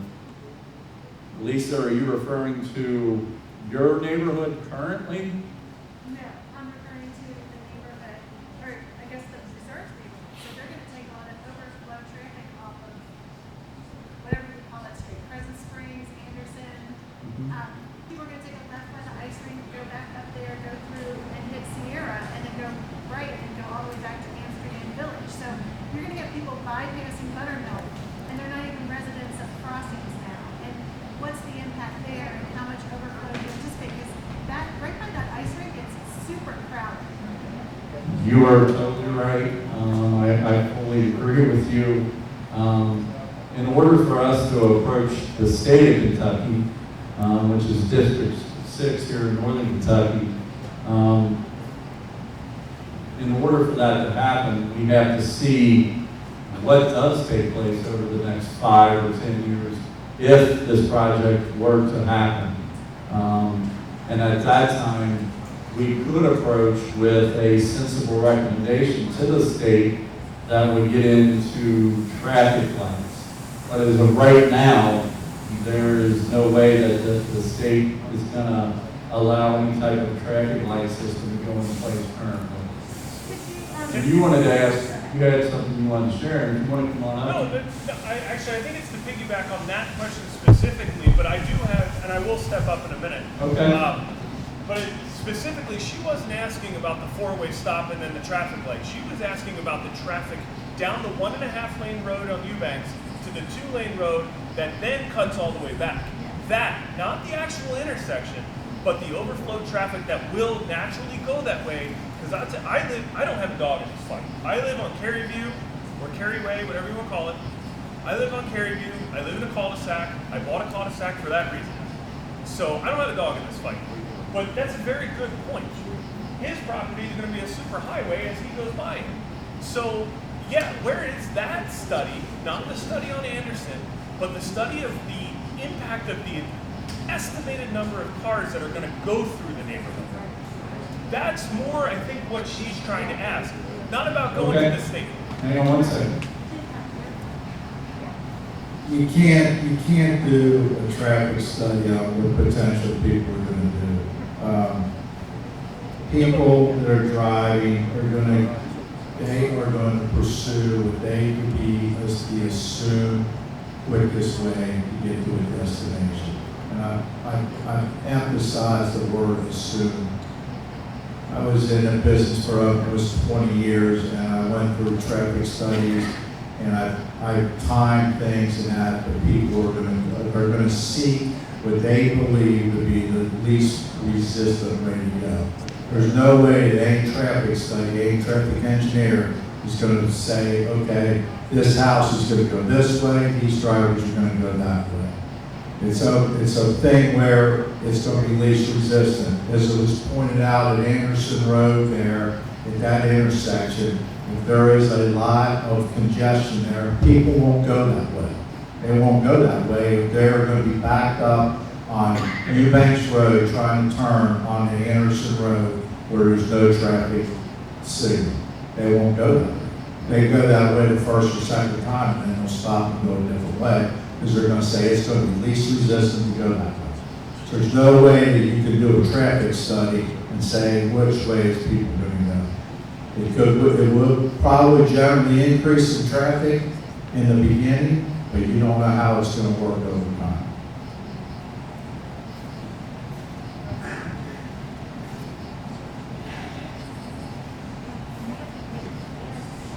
The next subheading that Lisa had, and this is going to be for you, come on up. Can you explain to the residents what the TIF is and how it works? And if it is enabled, the impact of tax dollars going to the TIF instead of the city?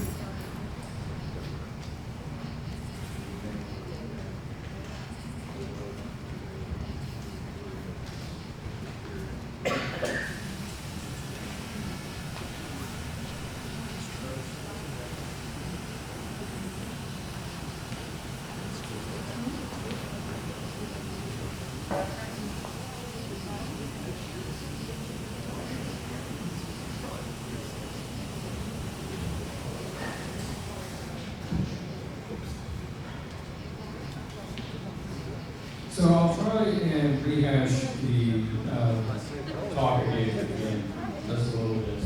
In the broadest macro sense, tax increment financing is a pigment for new tax revenues over the baseline that is then dedicated to a very particular and specific purpose. In Kentucky, you have multiple taxing districts that enter into an agreement that allows for the pledging of certain revenues. So very broadly speaking, you take new taxes that don't currently exist we dedicate a portion of them, we earmark that to certain expenditures.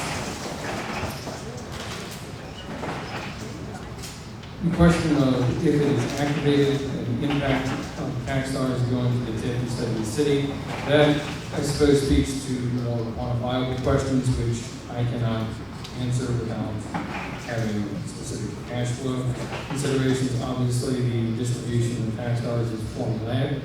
The question of rates and valuations and so forth is a moving target, however. But the formula are all, of course, law. To address a couple of these additional questions here, so you had 80+ homes, how do you pay for the services used in the city if the money is going to the TIF? Just one factual point, 65% of the city's increment is going to be going to the TIF. The remainder of the increment will be used for general purposes. The three only taxing districts that are being affected are the county, PBS, and the city, in varying amounts. So the question of impact fees and the amount of the cost of services to those homes, I suppose, is a question independent of the TIF itself. The estimated cash flow of the TIF, how long it will take to pay out the road. The payout of the road obviously depends on the cost of the road, which is not set in stone. The cash flow of the TIF, you can get estimates based upon the valuation of the homes. Obviously, the closer you get to the time you build the homes, you have a better idea of what the projected market value is going to be, and you factor that into the formula for both real estate tax generation and then the formula for its pledging. So both police precedents in there will be highly dependent on factors that will be determined in the future. So the longer you wait to activate a TIF, the more variable the valuation of the cash flow. So both of those are highly moving targets that can be answered in more detail as plans become more definite.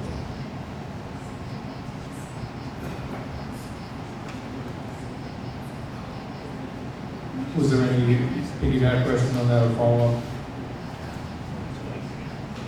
If not, I'll hand it back to you, Mike.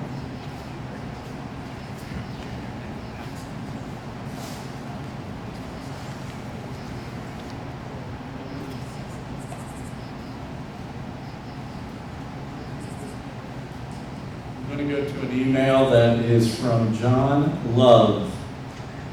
And it reads, I will be at the meeting and plan on talking to oppose a road that is duplicate of an already existing road.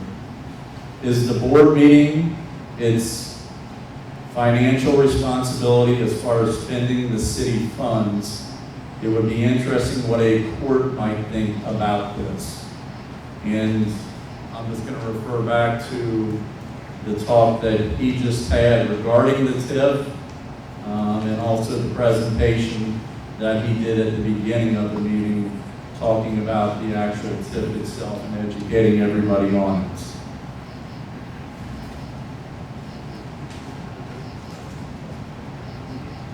There is a Molly Danks Baker. This is one that I will have to handle myself. It's 7 pages long, and I will take the time to respond back to her with sufficient answers for her, and I will do that through email.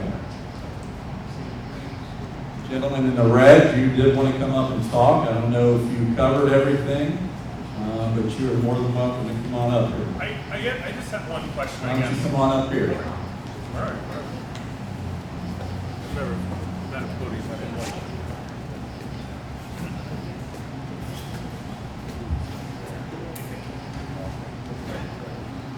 Like I said previously when I was back there, I live on Caryview. This road doesn't directly impact me. I understand that it's a very emotional topic for many people. I respect that. I respect the diligence that's been done up to this point. I respect the presentations. My question is basically, since I'm only allowed one, the Eubank Road that's being redeveloped. 16 to 18 feet wide. It's going to be a thoroughfare at some point. It's 18 feet in the best case, and 16 feet in the worst case, ever going to support residential traffic and the volumes that it will be. And I know that you talked at length about that, so the study doesn't matter. Because like you said, you can't predict behavior, right? So is the general purpose of this road more to be residential diversion or just access for the chief and the fire department?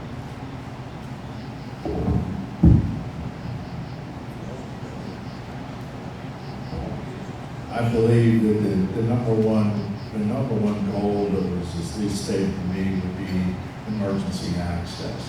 The secondary goal would be a secondary access to the reserves for residential traffic.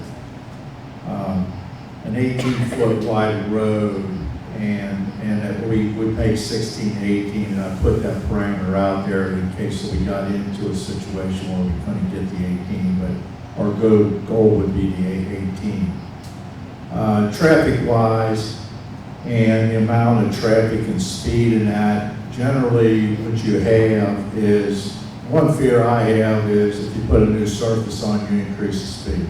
That's automatic, and it will happen. But a more narrow road will actually reduce speed because it will tighten up the traffic, and it's been proven that it'll become lower speeds. Talking about speeds, I was in this county engineer. I was county engineer for almost 20 years, and believe it or not, the public will seek the safe speed of the road. What I mean by that is if you look over time and you find with the safe speed of the road, you're always going to have people that drive too fast, you're going to have people that drive too slow, but it's generally a bell curve, and you will seek the safe speed. Our fear was if we start to widen this out even more, number one, we don't want to get without outside of the right-of-way that is existing today.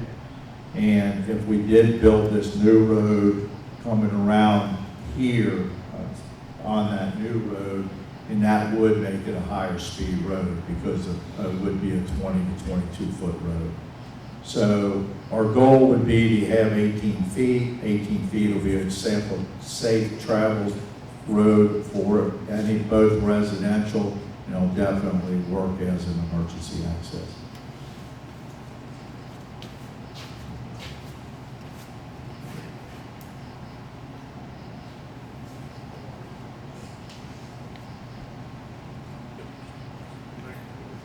Lastly, Mrs.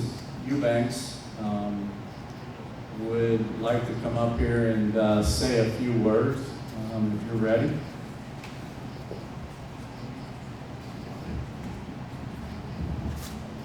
I just want to say that I understand. the microphone. Yeah. I am. Sorry. I just want to let you know how I feel about the sale of our farm. This farm has been in my husband's family since 1880s. It started out at approximately 230 acres. We are now down to approximately 50 acres. The first development on the farm that started with crossings, my husband was working out of town. I heard the bulldozers tearing down trees, and I cried for a week. I understand your concern with the development. I want you to know that this is the last thing that my husband and I want, is to sell the farm. However, it is jointly owned by his 3 other sibs, 2 of which live out of town and consider this their inheritance and their right. We have attempted to be good neighbors to crossings, to the people that are now at the reserve. We have had damage done by trespassers, which is something that we put up with. We want to be a good neighbor to you all. I have tried to get instead of the development of our farm, get it set up as a park. I have contacted both the city of Crescent Springs, the city of Villa Hills, Kenton County. I have gone to the universities of NKU and UK, as well as multimillionaires. Please take this as a park. Give it back. I have gotten next to no response for any of that. Please understand that this development, while we don't want it, there are other civs that need it as their retirement. I walk this farm every day for 35 years that we have lived up there. I walk it more than once now, knowing that it won't be there much longer. I do feel your pain. I understand how you feel about your home, your property, your values. Believe me, that is the same feeling that I have and my husband has about our farm, our property. Our children have grown up there and have had a wonderful life, and they see it coming to an end, and the emotional toll that this is taking on our family is extremely considerable. However this ends up, I want you to know that we still want you to be our good neighbors, and we want to be a good neighbor to all of you. I pray for a good outcome. Thank you.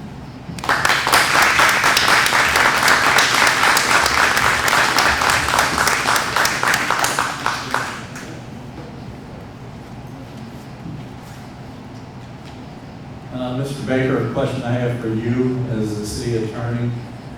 We have several emails of support for this project, and I'm asking you what is the proper direction to take to get that into the record? I think they could just be, They can simply be, I read through those, I didn't see questions, I just saw statements of support. We can include those in the record of the meeting, and they would just be part of the record. Since there's not a question, there will not be, I think we need to publicly read each one of those things. But we do need the mayor, if you've read all the comments, to ask for a motion to adjourn. Before we adjourn, I do want to say thanks to everybody that is here. I want to say thank you for stepping up, whether for or against, and voicing your opinion and your thoughts and concerns. I also want to say thanks to our guests, Bernie and Greg and Richard, and thank you to Mayor Hartfield and our council members. And Mayor, I'll let you handle the next step. And also, you have a time, you want to come up and look at these enlargements, you're more than welcome. And if you have questions, we'll be hanging around.